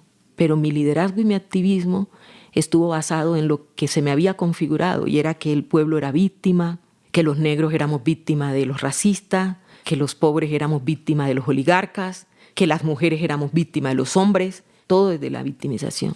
Pero a mí siempre me han atrapado la historia de los niños, de los jóvenes, siempre me ha atrapado ahí. Debe ser que mi niña interior se comulga ahí, ¿cierto? Mi niña interior sigue haciendo pataletas. Hay unas veces que me la que no puedo conciliar con ella, pero hay un alma ahí que me atrapa con los niños. Entonces yo era la defensora de eso. Y ahí tomo esa decisión, empiezo a hacer mi liderazgo, pero peleo. Hay una expresión en Colombia que a mí me gusta, peleo hasta con el nido de la perra. Porque empiezo a mis 25, 26 años a tirar la verdad en la cara. En esa edad, y más con esta beligerancia, no hay filtro. Y no había filtro. Entonces yo le dije a los profesores lo que les tenía que hacer. Desafié su autoridad, desafié a la autoridad politiquera tradicional, desafié el paradigma con las mujeres. Las mujeres no podíamos hablar con un hombre porque éramos vagabundas. Éramos vistas como indecentes, como de 5 en conducta. Y yo, ¿cómo? ¿Esto quién es? Yo tengo derecho a tener amigos. Las mujeres no podíamos salir a bailar solas porque éramos vistas de que andábamos era buscando quién nos llevara a la cama. Y yo paraba a todo el mundo y le decía, no, yo vine a bailar. Si quisiera estar en la cama no vendría a bailar. Llegarías allá. Aquí vine a bailar. Entonces iba a bailar sola. Rompí esa práctica. Y yo iba a bailar sola y tenía derecho a bailar sola y todo. Pero hay muchas cosas que a mí me ayudaron. Y es que yo no le di el poder ni al trago, ni a las drogas, ni nada. Mantenerme siempre sobria me dio mucho poder. Porque yo no me iba a la cama con quien no quería. Y yo les decía, ay, ¿me quieren dar trago para llevarme a la playa? No, mi amor, yo vine a bailar. Y el baile se usa con agua para poder bailar todo y no perder los estribos, decía yo. Y realmente yo nunca tomé. Y yo fui sacándole ventaja a eso. Entonces, esa parte de mi liderazgo era ejercida con mucha pasión, pero era ejercida desde la reivindicación, ¿me entiendes? Porque no tenemos hospitales, porque tenemos que vivir así desde eso. Y todo creyendo que el responsable era el externo. Las ONG que hacían también asistencialismo me cansaban, todo. Pero había ocurrido un fenómeno, es que ya los paisas habían llegado a comprar la tierra y ya tenían los hoteles. Entonces también peleaba porque veía que la comunidad no estaba insertada en esa dinámica y que no se llevaba la mejor parte. Yo empiezo una cantidad de cosas en mi cabeza y después de 10 años, bueno, hice muchas cosas, se iría muy largo el podcast si te contara. Yo he notado que son periodos, ciclos, y los ciclos están entre 5 y 7 años. Cada ciclo pasa algo en mi vida que me hace salir de Nuquí. Entonces yo me he ido varias veces de Nuquí y en uno de esos ciclos, yo cuando se pone la situación muy densa y todo, yo siento también que tengo que regularme porque me empieza a cansar el ataque y me meto a la misma dinámica. Y yo tengo muy claro que yo no tengo permiso a estar metida en el pantano de eso que los humanos sacamos tan fuerte, de cómo descalifico, de cómo ataco, de cómo eso. Si yo quiero ser un farito de luz, pues no puedo permitir que el pantano me apague la luz porque yo quiero mantener la luz. Entonces yo me doy cuenta que no es un tema de ellos, sino que yo ya me metí otra vez en la misma dinámica y por las buenas me voy. Pero tiene que pasar un hecho para que me saque, porque como estoy tan arraigada al territorio, no me saca de todo. Entonces se juntan y hacen manguala, le llamamos cuando te juntas a hacer algo que no es tan bueno. Hacen una manguala y me sacan, me la ponen muy pesada y yo me voy. Entonces, en una de esas yo me voy, fui concejal entre el 92 y 94. En el 97 fue que hice un trabajo bellísimo en una comunidad que se llama Jurubirá, aspiré a la alcaldía, convencida de que el ideal... Yo tengo idealizada la política. Yo tengo idealizada 2 cosas, el amor y la política. Y en las 2 me va malísima hasta que no entienda que esto es de carne y hueso, eso es real. Perdón, concejala y alcaldesa de Nuquí. No, aspiré a la alcaldía, pero desde luego no iba a llegar, porque si tú no compras votos en un territorio donde la gente está desempoderada, la gente no te va a votar. Y me voy desilusionada en el 97. Del 94 al 97 hice un trabajo muy bonito en una comunidad con recursos de un privado. Y fue que dotamos ese pueblo de todo y un trabajo bien interesante. Entonces di por sentado que no ganaba en los otros pueblos, pero que en ese pueblo ganaba. Porque no ves que no había habido un político y ya todo lo tenían montado. Y ahí entendí un mensaje contundente. Y es que las comunidades que se sienten empobrecidas no se hacen responsables. Usan el derecho, pero no usan el deber. Y los humanos, no son las comunidades. Los humanos cuando siempre creemos que la vida, que tenemos más derechos que deberes y que el derecho se reclama. Yo les digo, el derecho se usa en la misma proporción que se usa el deber. Y ahí hay equilibrio. Y ahí la gente no vota por el bien común, no elige por el bien común, elige desde la emoción de la escasez, por eso negocia el voto, no asume su parte para cambiar su realidad, porque lo colectivo no le importa. Lo colectivo que lo dé el Estado, que lo dé todo, pero que lo dé sin mi voto, porque mi voto es tan personal que yo lo voy a ir a negociar. Algo ha de valer. Algo ha de valer. Un par de dólares de Sí, sacar. que valga un par de dólares o que valga una plata, porque yo sé que usted no va a hacer. Entonces, bajo el pretexto que te perdí la confianza, justo con el que no confío, le entrego el poder por 4 años a cambio de que él me dé $2. O sea, ese es el peor de los negocios. Pero lo hacemos, lo hacen. Dijéramos que yo lo transformé. O sea, yo nunca me vi en una situación de vender. Pues sí fue capaz de resistirme y no pagarle la deuda a un tipo que le debía sus 20,000 pesos. De ahí en adelante yo no negocio nada. Yo soy. Y cada vez a medida que ganas años, eso se va afianzando más. Entonces yo me voy desilusionada de Nuquí, me voy a vivir a Medellín, pero ahí ya me habían empezado a dar convulsiones. Empecé a tener convulsiones, entre el 95 empecé a tener convulsiones y me habían dicho que era un tumor. Fue una época muy difícil también. Esa fue otra purga. Es que a mí me pasan los ciclos, se vuelven, es como para que tenga purificación espiritual, digo yo. Luego encuentro el médico que me cura, Houston Klinger, del mismo árbol genealógico de mi papá, de Popayán. Es una eminencia, porque además es investigador y es inmunólogo. Entonces él te entra a la raíz del problema y te lo cura con cosas muy simples, no con la gran medicina. Y siento que era en cascada empezaron a ocurrir los milagros. Y él apareció siendo un canal y el tipo me encuentra una tuberculosis cerebral, que es muy raro, que el bacilo de la tuberculosis la produce un bacilo. Y este se va generalmente al pulmón. Por eso la gente moría de tuberculosis, es pulmonar. Pero rara vez se va al cerebro o a otros lugares como la rodilla. Ella puede irse y alojarse en cualquier lugar. A mí se me alojó en el cerebro. Y resulta que nadie me la había encontrado. Los mejores médicos, porque como trabajaba en ese tiempo con el Banco Industrial Colombiano, que ahora es Bancolombia, dijéramos que tenía la salud garantizada. Y me pusieron los mejores médicos y nadie me encontró. Y a los años me empecé literalmente a morir de eso. Y me empezaron a dar convulsiones seguidas. Entré a estudiar administración de empresas turísticas, pero convulsionaba todos los días. Y el tipo termina descubriéndome la enfermedad, me cura la enfermedad, pero en el trance de la sanación, los medicamentos eran muy fuertes, sufrí mucho. Y ahí, en medio de mis interiorizaciones, de mis reflexiones, le preguntaba a Dios, ¿por qué Nuquí no cambia? Yo estaba preocupada porque tenía 3 hijos, ya tenía mi tercer hijo. 3 ya. Y tenía 3 hijos que mantener en una ciudad donde pagas arriendo, donde nadie es solidario, todo. Y tenía la recuperación de todo. Ahí ocurrió de todo, milagros. Yo vi la manifestación ahí puesta. Pero ahí en medio de las reflexiones tuve una revelación. Lo que más me preocupaba era garantizar cómo mis hijos comían y cómo seguía incidiendo en Nuquí. Y yo les decía, yo no he terminado la tarea. Yo necesito una tregua. Te prometo que yo viviré este resto de años más comprometida. Y ahí se me reveló que mi trabajo lo tenía que direccionar desde el espíritu, porque la pobreza era un estado espiritual que se manifestaba. Y yo lo había estado haciendo desde la reivindicación material, económica, de género, de clase social, de ubicación geográfica. No, étnica, no. Era espiritual. Y que lo tenía que hacer con una nueva generación porque los adultos ya fraguamos y no estamos dispuestos a desaprender. Un adulto se siente muy confrontado cuando alguien que no pertenece a su estatus o a su empatía le viene a decir por dónde es. Hay una agresividad ahí, un rechazo de una vez porque la mente se cierra, el ego reacciona. Yo decía, ustedes dicen acá, chuta, ¿de dónde hago yo esto? Sobre todo lo espiritual, porque uno confunde la religión con la espiritualidad. Y yo hasta con los curas del pueblo mío, cuando venían de distraídos y altaneros, como dice el Paolo, terminaba poniéndolos en su lugar. Entonces se me fue mostrando lentamente que no. Me levanté de la cama a los 15 días de esa revelación y decidí que si me iba a morir me iba para Nuquí. Y regresé a Nuquí. Sin haberte curado todavía. Sin haberme curado, pero nunca más me volví a acostar. Me curé. Y mi primer recuperación del trabajo de otra vez eso fue reunirme con los jóvenes. Y desde ahí arranqué un trabajo dirigido a niños y jóvenes.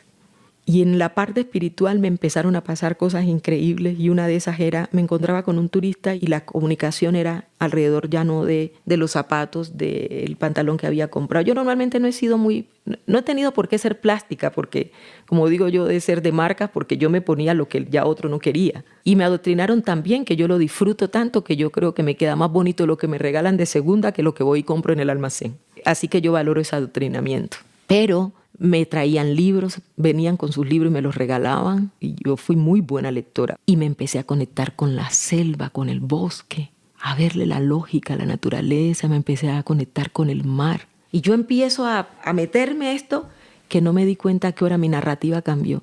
Mira, yo voy a ser frentera siempre. Yo te voy a decir siempre, tú conmigo siempre vas a saber a qué atenerte. Todavía el ego me puede tanto que no te lo digo con la delicadeza que tú quieres, pero sí con la cultura mía. Y es que yo te voy a tirar como una cascada lo que te tengo que decir, pero hoy lo regulo. Es decir, yo estoy negociando el cómo decírtelo, pero no negocio decirte. Y te confronta. Eso sí, pasan dos cosas. Si me das permiso para hacerlo o si te estás pasando con una situación que te estás haciendo el loco y que lo estás haciendo porque me crees menos o me crees desigual, ¿cierto? Como te decía, yo los derechos los uso y la igualdad también la uso. Entonces yo no te pido permiso para usar mi igualdad. Entonces dijéramos que yo empecé a conectarme, pero mi narrativa cambió. Yo dejé de hacer reclamos. Yo dejé de verme en desventaja y yo empecé a vibrar desde la abundancia y los recursos y no desde la escasez. Y mi lógica cambió y mi lenguaje se volvió universal. Y aprendí que el corazón une y que lo único que nos hará ser mejor sociedad, mejor humanidad, es el corazón y el amor incondicional. Entonces, yo aprendo a usar esas herramientas que estaban ahí, pero tengo un problema muy serio y un desafío mayor. ¿Cómo convences a una comunidad que escuche toda esta carreta si eso no le soluciona el problema inmediato de la comida, del centro de salud, de la carretera que querían? ¿Cómo le vas a decir a la comunidad que te vio crecer ahí en la circunstancia de desventaja aparente que te crea si la gente tiene idealizado que el que tiene la verdad vive afuera? ¿Cómo vas a desmontar eso de que el territorio lo tiene todo si no tiene educación de calidad y ahí no puedes hacer una universidad? Y te dicen que si te quedas siendo agricultor serás condenado a ser ciudadano de tercera clase. La misma creencia que yo tenía. O sea, ¿cómo puedes hacer un trabajo para los demás conducido desde el espíritu? ¿Eso cómo se coge? Mira, el reto era tan grande, pero yo te voy a decir cuál es. Yo no pensaba cómo es que era, sino que como me habían adoctrinado a no sentirme merecedora y al rechazo, los 3 miedos que te mencioné cuando empecé se volvieron mi mayor fortaleza, porque yo aprendí a resistir. Si yo estaba acostumbrada a que no me incluyeran, ¿qué miedo me iba a dar que no me incluyeran? Y empecé a ver dónde estaban mis actores, y mis actores no estaban en los adultos. Mis actores estaban en la niñez. Acuérdate que me hicieron la revelación en que es desde el espíritu y es con la nueva generación. Porque los adultos, y más si están en el rango de edad tuya, te ven como competidor. Entonces, no es fácil abordar el tema.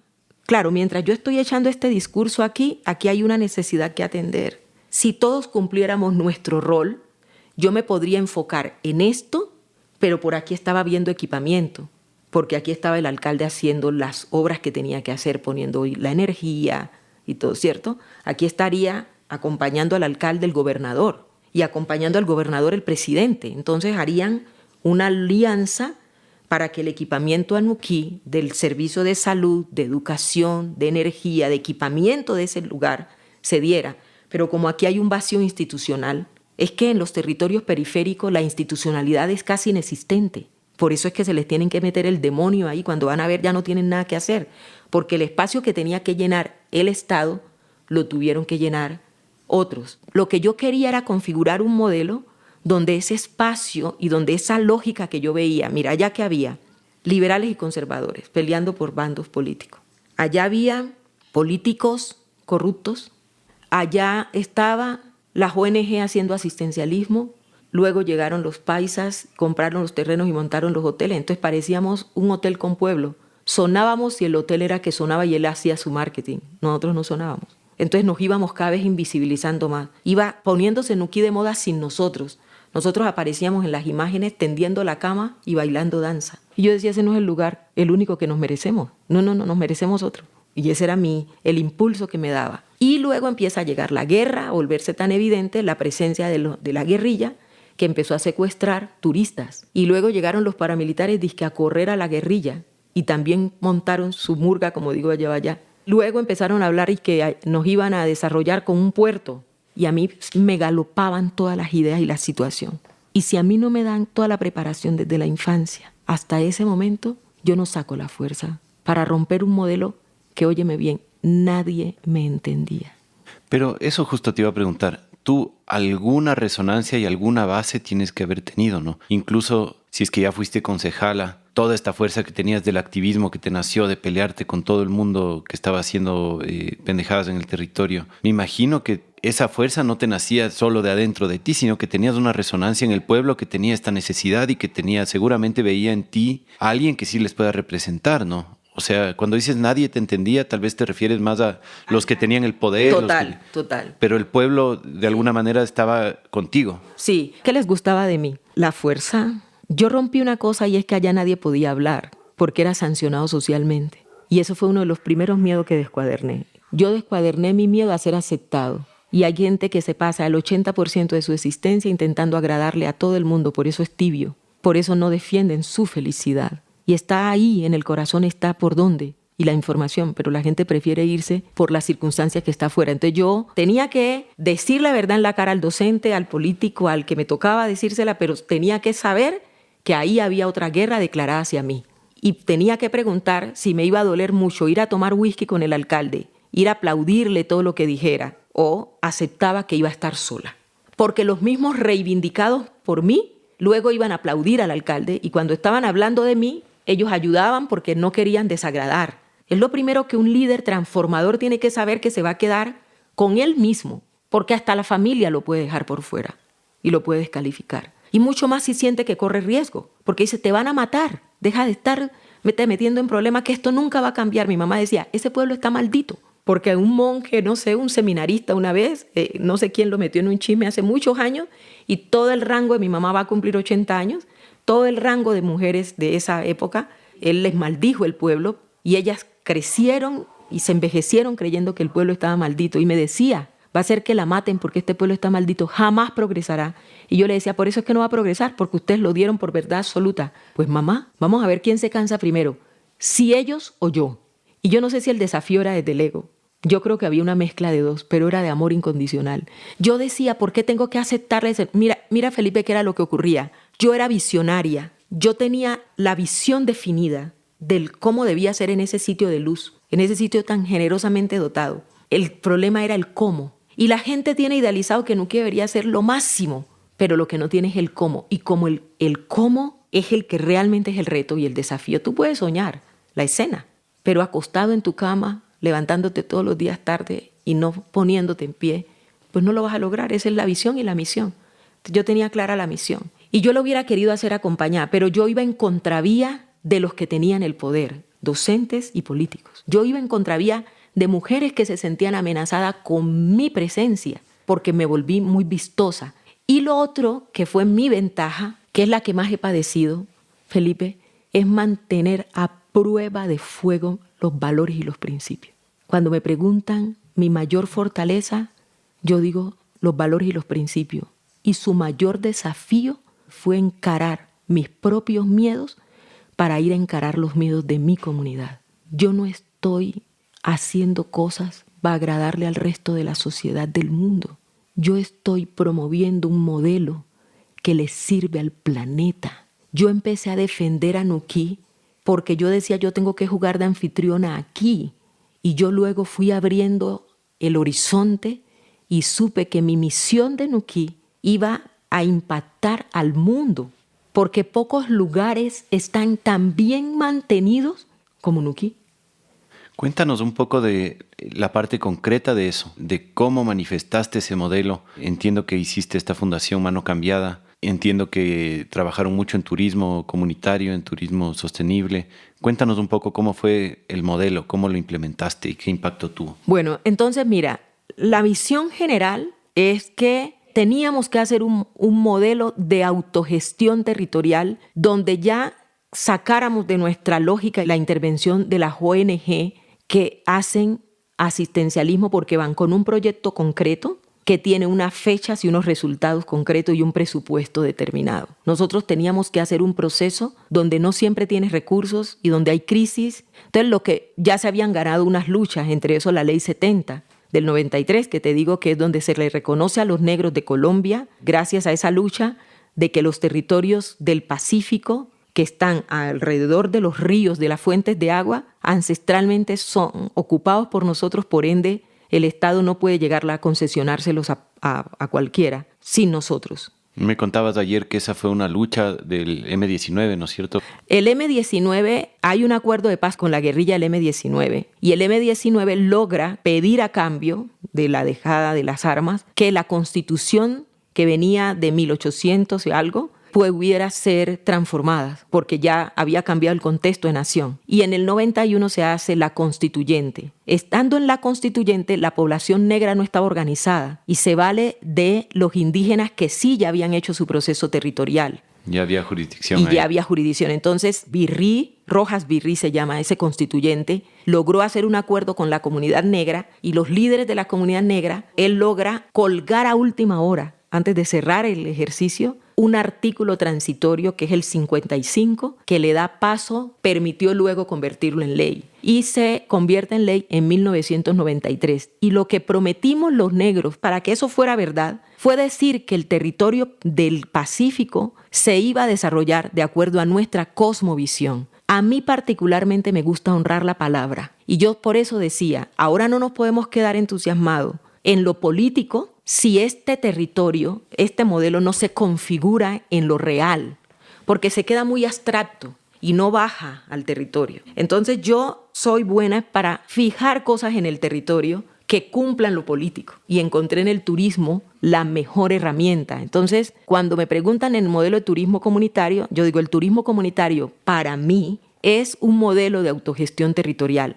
Es la herramienta para fijar un modelo de autogestión territorial para el caso de nosotros usando dos activos principales, el ambiental y el cultural, que son las bondades del territorio. El territorio tiene una biodiversidad única y tiene una magia cultural. Entonces, la magia cultural, que es la cosmovisión, la sabiduría, es quien tiene que gestionar con esa cosmovisión para que eso realmente detone. Pero yo empecé a darme cuenta de eso porque veía que los turistas empezaban a llegar, pero de mano de los empresarios privados, y nosotros solo reforzábamos esa experiencia. Y yo sentía que esa experiencia la podíamos hacer directamente nosotros, porque la negrura, vivir en la periferia, vivir en el bosque, en el monte, decimos en Colombia, que nos descalificaron como ciudadanos de primera en Colombia, se habían convertido en la mejor herramienta para que nosotros hiciéramos un modelo, el visitante llegara. El visitante empieza a cambiar en los últimos 30 años para hacer turismo.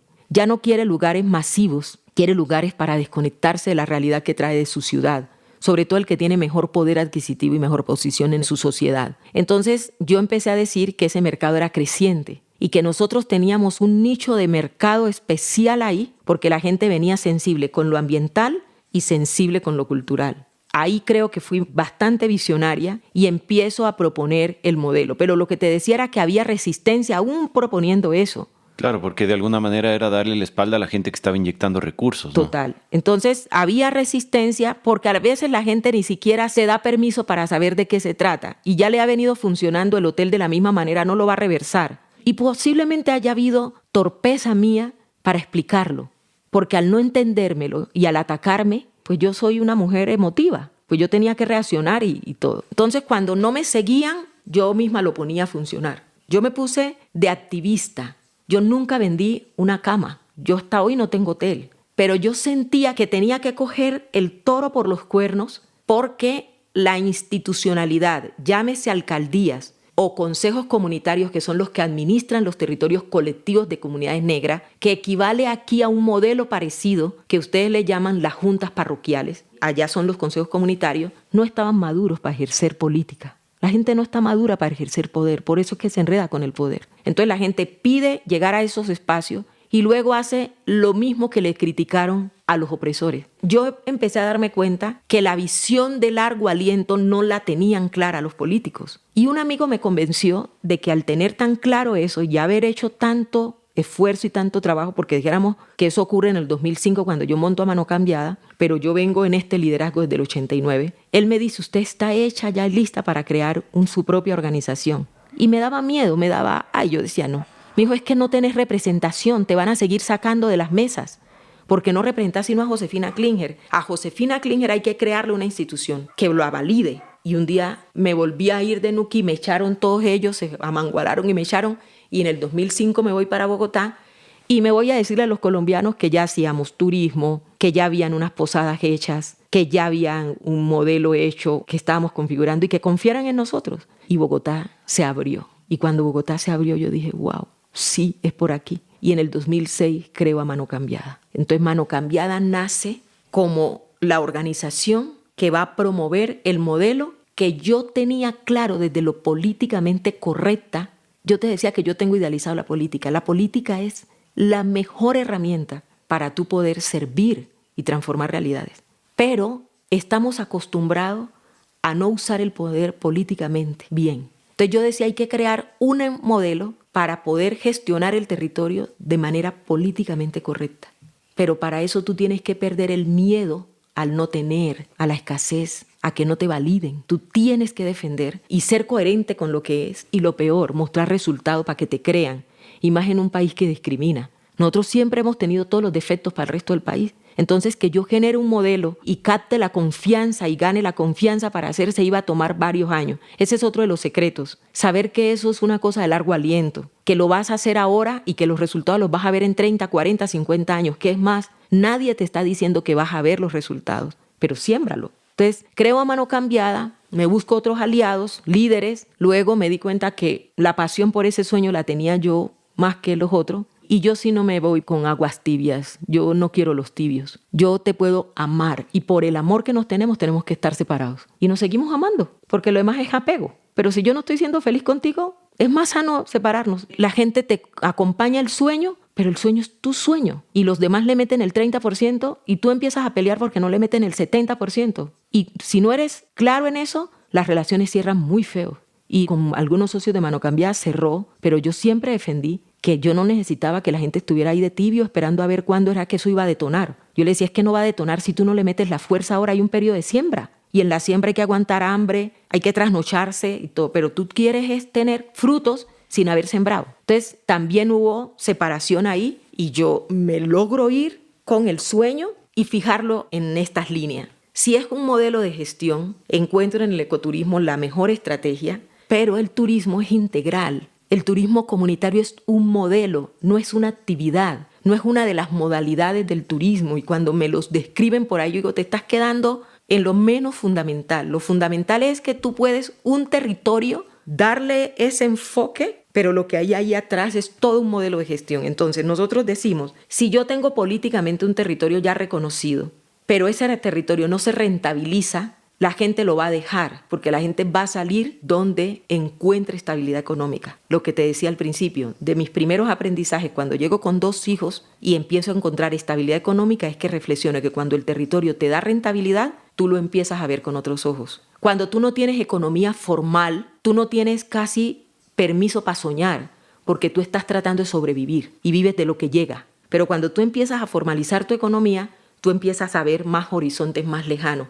Por eso es que en los territorios más periféricos, con descuido estatal, tú ves que la gente no tiene visión siquiera a mediano plazo, sino que sobrevive. Y se le va anclando en el corazón el concepto de la escasez. Entonces, menos va a tener espacio para eso. Entonces, si nosotros y ustedes que se pelearon la Ley 70 y que la lograron, no preparan una generación de relevo, no le muestran a los jóvenes la inserción económica y cómo las mujeres nos insertamos económicamente y cómo los hombres se insertan, pues este territorio, esta generación de relevo, lo va a dejar, porque van a seguir encontrando oportunidad de estudio en otra parte y se vuelven un cerebro fugado. Acá no van a venir y aquí no vamos a quedar los mismos viejos de siempre, que ya se nos va acabando la fuerza. Esto hay que rentabilizarlo. Entonces, para mí había que hacer un modelo económico.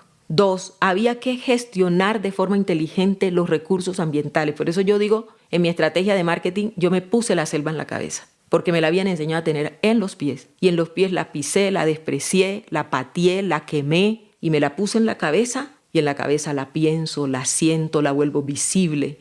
Por eso nuestra marca es esa negra con la selva en la cabeza. Yo he visto en este proceso cómo nosotros mismos hemos ido a redescubrir activos que tiene el territorio en la selva, nuevas cascadas, nuevos senderos, que antes ni queríamos pasar por ahí. Cómo la gente dejó de cazar para saber que ahí en ese árbol pueden estar esos animales que el turista quiere capturar. Entonces había que gestionar los recursos ambientales, saber que el turismo hace impacto ambiental en los ecosistemas, entonces estar pendiente de la capacidad de carga. Nosotros no sabíamos de capacidad de carga, pero eso lo sabe la academia. Y lo que nos está pasando en este modelo es que como tú no tienes nada configurado, la academia viene, saca toda la información y no deja nada adentro. Pero cuando ya tú configuras, la academia tiene que investigar y esa investigación tiene que bajar a alimentar todo el proceso que ya tienes. Entonces, saber los monos aulladores por qué están en esta línea, en esta área. Y un turista que viene a buscar experiencia, terminas tú de a pie dándole información que ya sabías, pero que te dicen, este animal que yo le decía tal, vulgarmente se le dice así, y nosotros le decimos así por esto y por esto, pero su nombre científico es este y este, y se queda el turista, wow. Uh-huh. Tiene que ver mucho con tomar el rol de anfitrión, ¿no? Es decir, este es nuestro, el que venga a investigar viene a través de nosotros, la información se queda aquí, nosotros la compartimos desde aquí y no solo como estar ahí, lo que decías, de víctima, de que usen tu territorio como quieran, ¿no? Total, y siempre ha pasado. Y es más, nosotros lo que le estamos diciendo ahora, haga el favor y lo baja a nuestro lenguaje. No me lo entregue en un mamotreto del libro gordo de Petete que se quedaba ahí, porque nadie lo va a leer. Nosotros no leemos, nosotros somos buenos orales. Hágalo en versos, en poemas, como hace el Paolo. En décimas, y verá que lo comprendemos. En la otra línea muy importante, entonces te he dicho dos, rentabilidad del territorio a través de negocios de cadena de valor. Nos volvimos buenos articulando la cadena de valor del turismo. Dos, el tema ambiental. El turista hoy no nos deja la basura allá, se la trae. Claro, y el turista ve que la población local todavía no tiene manejo responsable de la basura. Pero yo les digo, entonces usted viene a hacer lo mismo, ayúdenos llevándose la suya, y el turista se la lleva. La tercera línea que usamos es la línea de revalorización de la cultura. Antes éramos vistas como cocineras de forma despectiva, hoy somos vistas como cocineras que te hacemos vivir la experiencia gastronómica más increíble. Hoy las plantas le agregan valor a nuestra comida y le agregan valor a la experiencia del turista porque le duele el estómago y sabemos con qué se le cura. Ay, me haces de acuerdo a lo que nos contabas hoy de mañana. ¿Quisieras contarnos un poquito lo que nos contabas de lo que hacen con las canoas y la tierra de las arrieras? Porque decías que tiene que ver mucho con el sabor de la cocina que ustedes practican ahí. Nosotros, por ejemplo, en la revalorización de la cultura entraron todo el tema del saber de los condimentos de las plantas. Entonces me acuerdo que allá usaban una marca que se llama Maggi, que era un caldito que lo echabas en un vaso de agua y te hacías un consomé. Y allá llegaron eso y empezaron a decirle a las mujeres que eso era para cocinar, y todas las mujeres dejaron de usar las plantas condimentarias para usar el Maggi, usar todo este tema de químicos y todo. Aquí es lo mismo, el Maggi se hizo famoso, básico en la cocina, y el Ajinomoto y destruyó un montón de conocimientos. Y no solamente de conocimientos, sino que destruye la salud. Claro. Entonces nosotros empezamos a saber que el turista justo venía de comer todo eso y que cuando llegara donde nosotros debía comer sano y que eso era coherente. Nosotros hacemos tradicionalmente las soteas, se llaman, con Z, soteas. Y esas soteas son canoas que han cumplido su ciclo en el mar o en el río y que las ponemos como sobre zancos y las ponemos alta porque como los ríos entran, las mareas a veces suben y las gallinas están en la parte de abajo, entonces las gallinas no se nos monten a comérsenos eso.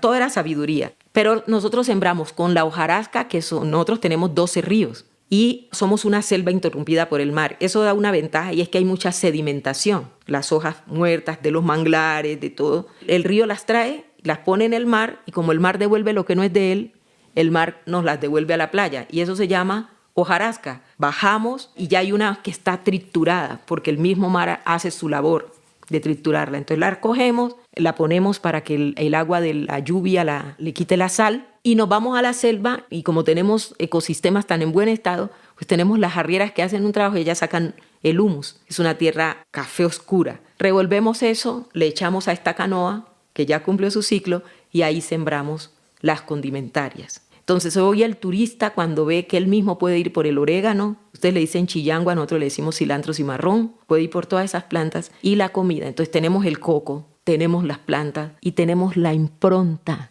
La impronta, como la letra, las letras no son iguales, las negras, especialmente en el Pacífico, tenemos una impronta en la sazón. Eso es como una huella. Entonces si teníamos todo eso, ¿Por qué teníamos solo que ir a trabajar en los hoteles de ellos, que éramos nosotros los que le agregábamos ese valor, que no lo podíamos hacer desde nuestras propias iniciativas? Las mismas canoas, hay 2 tipos de canoa. Una de esas canoas se llama azotadora. La azotadora es una canoa que no va ni al río ni al mar, que su función, como su nombre lo indica, es azotar el arroz que se cosecha en espiga. Pero para que se vuelva grano hay que azotarlo. Entonces ellas lo azotan en esa canoa y se vuelve grano. Y esa canoa, cuando pasa la cosecha, se monta en lo que le dicen guardilla, que es como ese lugar que tienen mezanini, les dicen en algunas partes, como un lugar, nosotros le decimos soberao. Como un altillo. Como así. un altillo. En esos altillos, en el soberao, se pone la canoa y esa canoa se baja cuando las mujeres nos vamos a hacer los baños, que los podemos hacer bajo la influencia de la luna, que son serenados, o bajo la influencia del sol, que son asoleados. ¿Para qué? Para lo reproductivo, para acá después de cada parto hay que hacerse unos baños para recuperar otra vez la posición de la matriz, los fríos que entran por el sereno, porque ellos le dicen molleja a la parte, al chakra corona. Y mira que ellos no saben de yoga ni nada, ni todo eso que ustedes ya le llaman ahora, pero ellas se cuidaban, nosotras nos cuidábamos, nos teníamos que tapar para que por el chakra corona no nos entraran los males. ¿Qué recupera toda esa energía? Las hierbas. Esa práctica hoy es un producto más dentro de la estrategia de nosotros. Entonces, cuando yo te digo que la revalorización cultural está ahí, en la gastronomía, en las actividades complementarias, en la música, en la danza, en el estilo de vida, en todo, el turista quiere irlo a vivir. Van 4 líneas: rentabilidad, recursos naturales, revalorización de cultura. Vamos para la 4ª, muy importante, que hace Mano Cambiada, es la gestión para el beneficio compartido. El turismo y la pobreza no tienen permiso de habitar en el mismo lugar para mí. Siempre lo he dicho. Pero mucho más en este periodo de vida en donde el humano está tomando conciencia de su huella social y ambiental. Entonces, cuando tú tienes el confort del hotel aquí, pero bajas ahí, los niños no tienen agua potable y ves a la señora pidiendo limosna, el turista de antes eso no le importaba. Pero el turista real hoy, que además paga muy bien, sí que lo impacta negativamente. Entonces lo que nosotros empezamos a decir es, de nada me sirve darle lo mejor al turista si yo no estoy viviendo bien.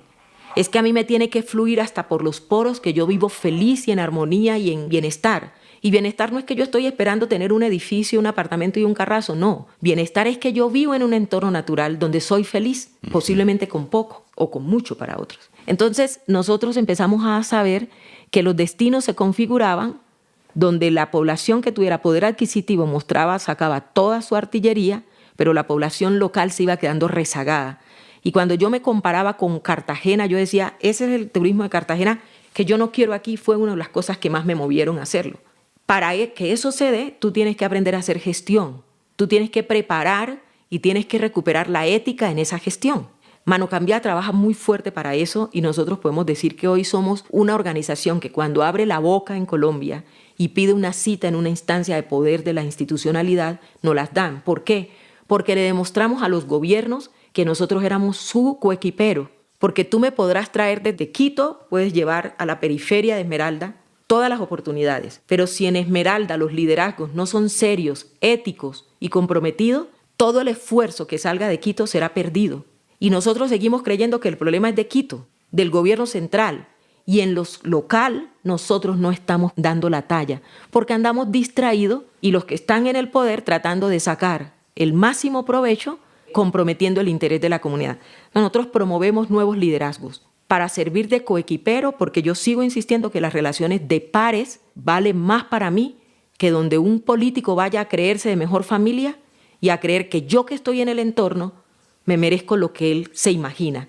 Entonces, en vez de reclamarle, yo lo que le demuestro es que en este proceso de nosotros puede tener victorias tempranas, porque ya no nos tiene que venir a convencer. Porque yo ya le puedo decir con toda la certeza como anfitriona qué funciona y qué no funciona. Esa línea es una línea donde hoy hemos mostrado resultados. Las mayores inversiones que se han hecho en turismo en Nuquí las hemos logrado nosotros. Las ejecuta el alcalde, pero las busca Mano Cambiada. Y la otra, muy importante, es el marketing. Nosotros somos muy buenos para vendernos mal, sobre todo cuando nos creemos pobres y en desventaja. Nosotros le hemos delegado la responsabilidad a que nos muestren el que consideramos que está preparado. nosotros hemos dejado que tú con un medio de comunicación, sobre todo cuando no habían redes sociales, que ahora sí el poder de la comunicación es de todo el que se dé la gana de decir hasta lo que no debe, pero en esa época era la prensa escrita, más que todo hablada, la televisiva, todo el mundo quería llegar a la televisión. Y nosotros creíamos que el país tenía una deuda histórica y especialmente los comunicadores porque siempre salíamos en las páginas amarillistas. ¿Cuántos muertos? ¿Cuándo la guerrilla se había metido? Los políticos eran los visibles, los hoteles eran los visibles, las ONG eran las visibles. Todo. Y yo decía, es que nos hemos vendido muy mal. Pues necesitamos empezar a generar buenas noticias y encontrar los aliados que no nos sigan mostrando como pobres. Entonces me di cuenta que era una responsabilidad compartida y que yo tenía que hacer mi parte. Mira, no es que no sigan pasando cosas en Colombia, siguen pasando. En este preciso momento, con mis circunstancias y con toda la guerra y toda la artillería montada en mi país, porque estamos en una época de mucha convulsión, una noticia de algo que hayamos hecho como mano cambiada o que haya hecho yo como persona positiva, le quita, le resta, le neutraliza la mala prensa de que ayer masacraron a no sé quién, allá masacraron. No es esconder la realidad, pero no es solamente mostrar lo que no funciona. Yo empecé a sentir el poder de mostrar lo que sí funciona porque genera esperanza, genera esperanza. Entonces, esas son las líneas del modelo, porque yo podría hoy estar suscrita a enseñarle a la comunidad a que gane plata, pero no estar empoderada. La comunidad tiene que empoderarse sabiendo que es dueña de su propia historia y que será dueña de su propio destino. Entonces, mientras los que les gusta hacer empresa están haciendo empresa, yo me iba para lo otro, y era hacer marketing, era hacer gestión. Y empecé a hacer que lo bueno fuera lo que se viera. Los empresarios no se dieron cuenta que ahora le quité la palabra a la boca. Las ONG tuvieron que saber que con nosotros jugaban de aliados, no de benefactor. El puerto, ya cuando hablaron del puerto el año pasado que se cree que por ahí viene mi amenaza, yo siempre le dije a los jóvenes, ya llevaba muchos años trabajando con jóvenes. ¿Quién defiende hoy la biodiversidad y el modelo? Los jóvenes, los que empezamos a tocar cuando tenían 6 años, son los que hoy están convencidos. Entonces, no mencioné la línea más importante. Dentro de ese trabajo hay un trabajo de generación de relevo. Esa es la otra línea que se me pasaba. Y ahí lo que hicimos fue recuperar un festival porque los niños debes engancharlos con lo que más les gusta.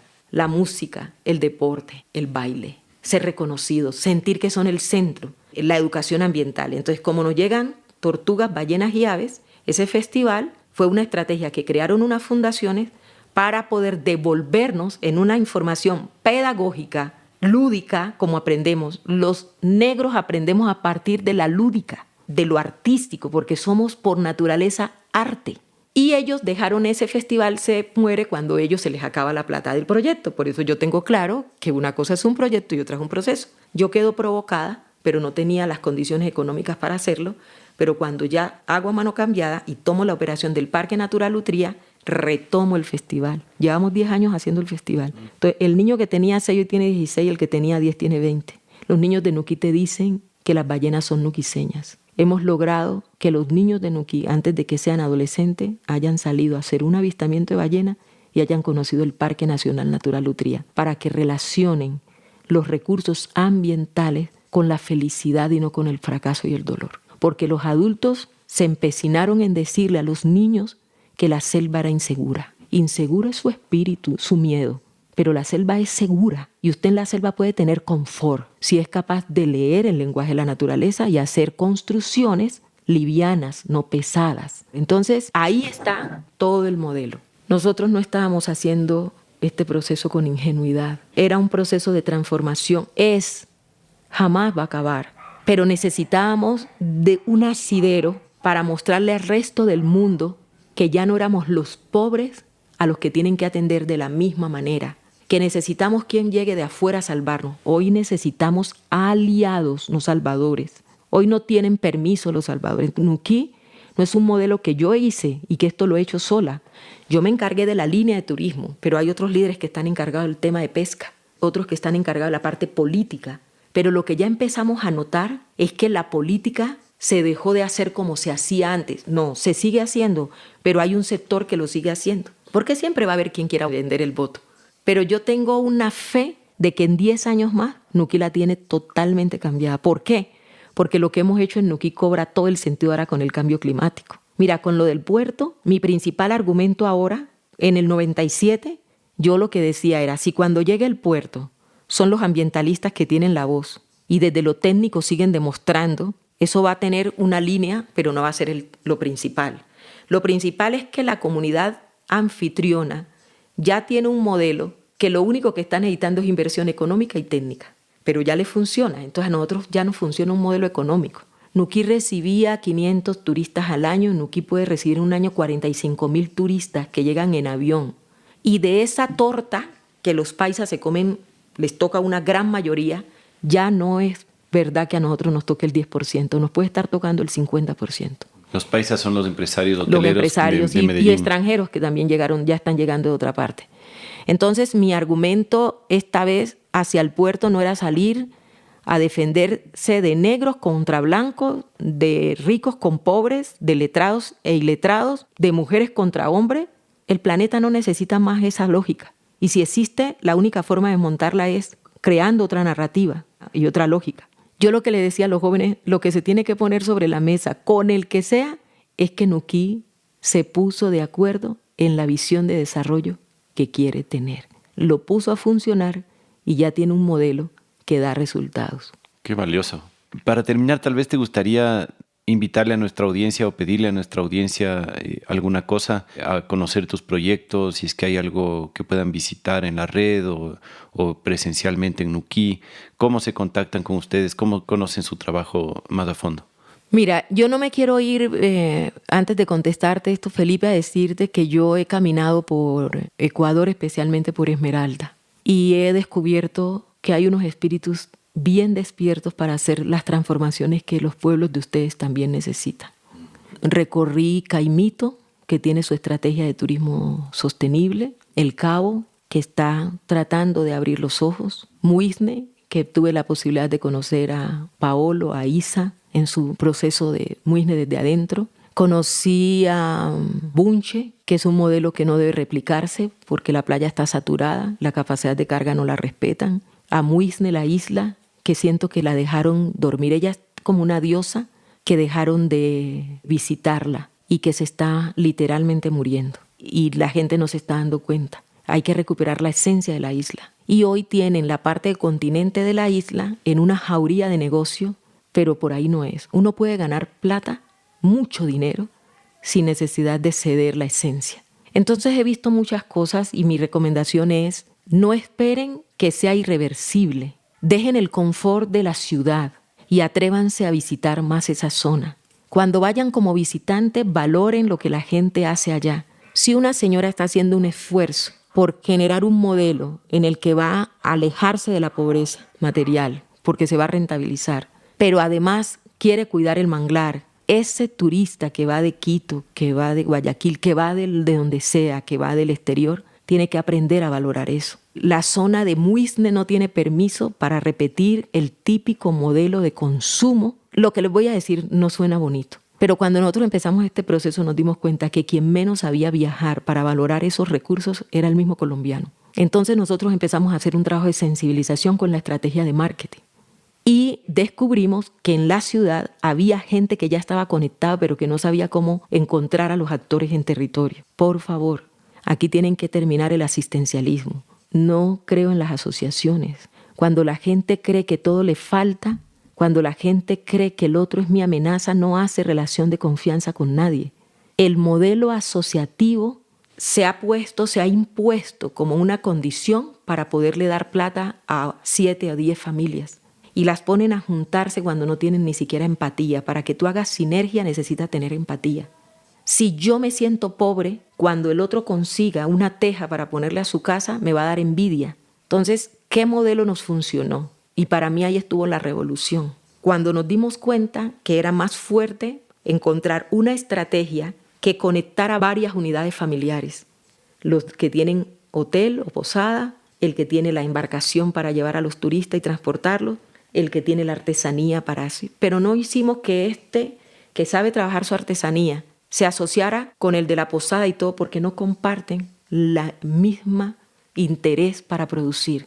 Yo me junto contigo cuando comparto interés, empatía, valores. ¿Por qué se les ha metido que los pobres tienen una sola manera de organizarse? Ahí hay un tema prepotente que tienen que sanar. Me cuesta mucho, pago políticamente muy caro la osadía de cuestionarlo. Pero como no me querían parar bolas, entonces me tomé el trabajo en la operación de Utría, que la operé por 10 años, la sala de parto de las ballenas, en un acuerdo de pares con el gobierno, y me condicionaron a que tenía que crear una asociación para entregármela. Les dije, entonces no me la entreguen, porque yo no voy a tener asociación de papel que no me va a funcionar en un reto tan desafiante de ir a operar a 1 hora en lancha un parque donde no quieren llegar los turistas porque habían hecho un secuestro y donde no me estaban dando capital semilla para arrancar. Entonces la fuerza que yo tenía a través del modelo que quería implementar me la quitaban los otros 10 de la asociación que todavía siguen creyendo que el gobierno los va a salvar. Y les dije, si es así, no me lo entrega. Y lo bueno que yo tengo es que como soy tan negra, no se me nota cuando me ruborizo. Entonces puedo decir lo que me da la gana. Me paré en mi firmeza, le dije, déjeme, Julia Miranda se llama, pero ya no es directora de parque, un ser increíble. Ojalá todos los funcionarios del mundo se parecieran. Ella dijo, listo. Le dije, cuando yo descubra el modelo, le digo, el modelo es cadena de valor. Tú que tienes clara la cadena de valor, que vas a hacer la apuesta, porque este es el otro tema. El turismo deja plata para todo el mundo, pero tú tienes que tomar una determinación y es no quererte capitalizar solo y de manera rápida. Porque en vez de montar tu iniciativa, comprar el carro, comprar hasta el avión, comprar los kayaks, comprar las vitrinas para poner artesanía en tu hotel, tener las camas y volverte un pulpo, lo que debes hacer es en qué eres tan bueno para que el resto de los servicios se los sueltes a otros. Tener el amor incondicional, la paciencia para capitalizarte solo, de ir a entrenar y de ir a apoyar a que el otro surja y crezca. Créeme que ese es el modelo más sostenible del mundo. Entonces lo que hicimos fue, nos volvimos buenos en hotelería. En Utría está en la mitad de 2 municipios, hay 2 aeropuertos y en la mitad como una reina está ella. Entonces, ¿qué hacíamos? Poníamos a turista a entrar por Nuquí y ahí dormía en una posada diferente al hotel de nosotros. Lo cogía una lancha que no era de nosotros, pero era de un aliado de la cadena de valor. Veía las artesanías. Aquí empezaba una misma familia a regar dinero. Todo a través de nosotros, consignaba en una cuenta, pero todo estaba planificado así. Llegaba a Utría, wow, la joya, la corona, decían, esto es increíble. Salían conmovidos hasta el llanto y salían por Vallasolano a ver tortugas y una lancha de Vallasolano los recogía. En un mismo paquete turístico podían intervenir 10 eslabones de la cadena, dependiendo los días. ¿Y qué descubrimos? Que cuando yo articulo a mi cadena de valor este turista con esta posada, me doy cuenta que esta posada, esta familia que tiene su hotel, a su vez tiene otra cadena de valor. Eso hace más impacto que juntar a 10 pobres para darles intervención de la misma manera. Y yo pregunto, 40 y 50 años, ¿por qué insisten en el mismo modelo? Te voy a decir por qué y no les va a gustar. Porque hay personas que viven de la operación de recursos. Se quedan con la mayor parte de ellos en la consultoría y a las comunidades no le entregan lo que le deben entregar. Si el nuevo momento de la humanidad va a seguir siendo de igual manera, no va a ocurrir la transformación. Y hay que tener paciencia para escoger la cadena de valor, porque todos los de la cadena de valor no están sintonizados con dejarse ver como pobre. Entonces creen que el turista que tenía que llegar a las 7 a desayunar, le pueden dar desayuno a las 10 porque ellos son negros y pobres o porque es un campesino. Le digo, no señor, usted hizo una promesa porque usted va a cobrar. Si el desayuno era a las 7, es a las 7, no es a las 7:30. Todo eso hay que tener la paciencia para resolverlo. Y yo lo que quiero insistir es que desde el lugar donde yo esté, yo quiero seguir aportando. Entonces, me interesa seguir aportando a Muisne desde adentro, me interesa seguir aportando a los procesos donde me digan, venga, motive, diga cómo es. Estamos creando en Colombia un producto y es una semana con Josefina, donde yo pueda visitar los lugares, vivir ahí la experiencia y donde la gente pueda tener toda la información que va más allá de enseñarte técnicamente o con mis testimonios, sino a veces las personas están pasando por un momento bien complejo, profundo, y dicen los que visito que les va muy bien después, porque yo quiero sacudir a la gente que aquí no está la disyuntiva de si producimos o no. La producción es una consecuencia casi cuando tú estás sincronizado con tu ser. Entonces, eso lo quiero seguir haciendo y mi recomendación va a ser siempre: júntense, conéctense. Estamos abocados. Hace rato el universo nos estaba convocando, pero como no queríamos entender por la buena, alguien se inventó algunas estrategias para que reaccionáramos. La pandemia es una cosa loca que nos enseñó a muchos a interiorizar, nos tapó la boca para que dejáramos hablar tanto. La guerra que están a punto de matarse, las economías ilícitas que permearon todas las instancias de poder y esta convulsión que tenemos como planeta y como nación y como sociedad no nos está llevando a usar solo la razón y la alineación de esa razón y de la mente, nos está convocando a usar el corazón. Nosotros tenemos desconectados los sentidos del corazón. Vemos, pero no observamos, porque usamos el ojo conectado con la mente y la mente con los prejuicios que tenemos, pero no la conectamos con el corazón. Cuando tú conectas los ojos con el corazón, observas. Cuando conectas el corazón con la lengua, narras desde la profundidad y no hablas y parloteas por el gusto. Y a mí me enseñaron que el corazón no se podía meter en los negocios. ¿Y cuál equivocado está? El día que volvamos a centrar el corazón para los negocios, ya sabremos que no tenemos una relación solo del que compra y ofrece, sino de pares. Y que el único mediador de esa relación de intercambio no es el dinero, que hay otras maneras. Y una de esas maneras es el mano cambiada, es el trueque y es la minga. Mano cambiada se llama así mi organización por honrar un modelo poderoso que tenían los sabios que me antecedieron y que nosotros nos dejamos deslumbrar de que el único mediador es el dinero. Nosotros podemos usar el dinero como uno más, pero no como el único. Por eso cuando la gente no tiene dinero, cree que no puede mediar e intercambiar con otro. Así que esa va a ser siempre mi recomendación y que todos tenemos el poder dentro. ¡Wow! ¡Qué lindo! Qué potente tu voz, Josefina, qué potente tu mensaje y qué cargado de amor y de sabiduría. Te agradezco un montón, he disfrutado mucho esta charla contigo. Bueno, espero que haya aportado y yo creo que sí te toca editar. Me sentí muy en Utría, sí. Muy en el lugar. Yo donde voy llevo los ecosistemas incorporados en el alma, entonces después que tú me das papaya, como decimos en Colombia, yo me sobreactúo. Traes la selva y el mar contigo. Sí, no hay nada que hacer, con la selva en la cabeza y el agua en el corazón. Qué lindo. Gracias y gracias a todos por escuchar. Un abrazo. Ya sotala, ya sotala, ya sotala.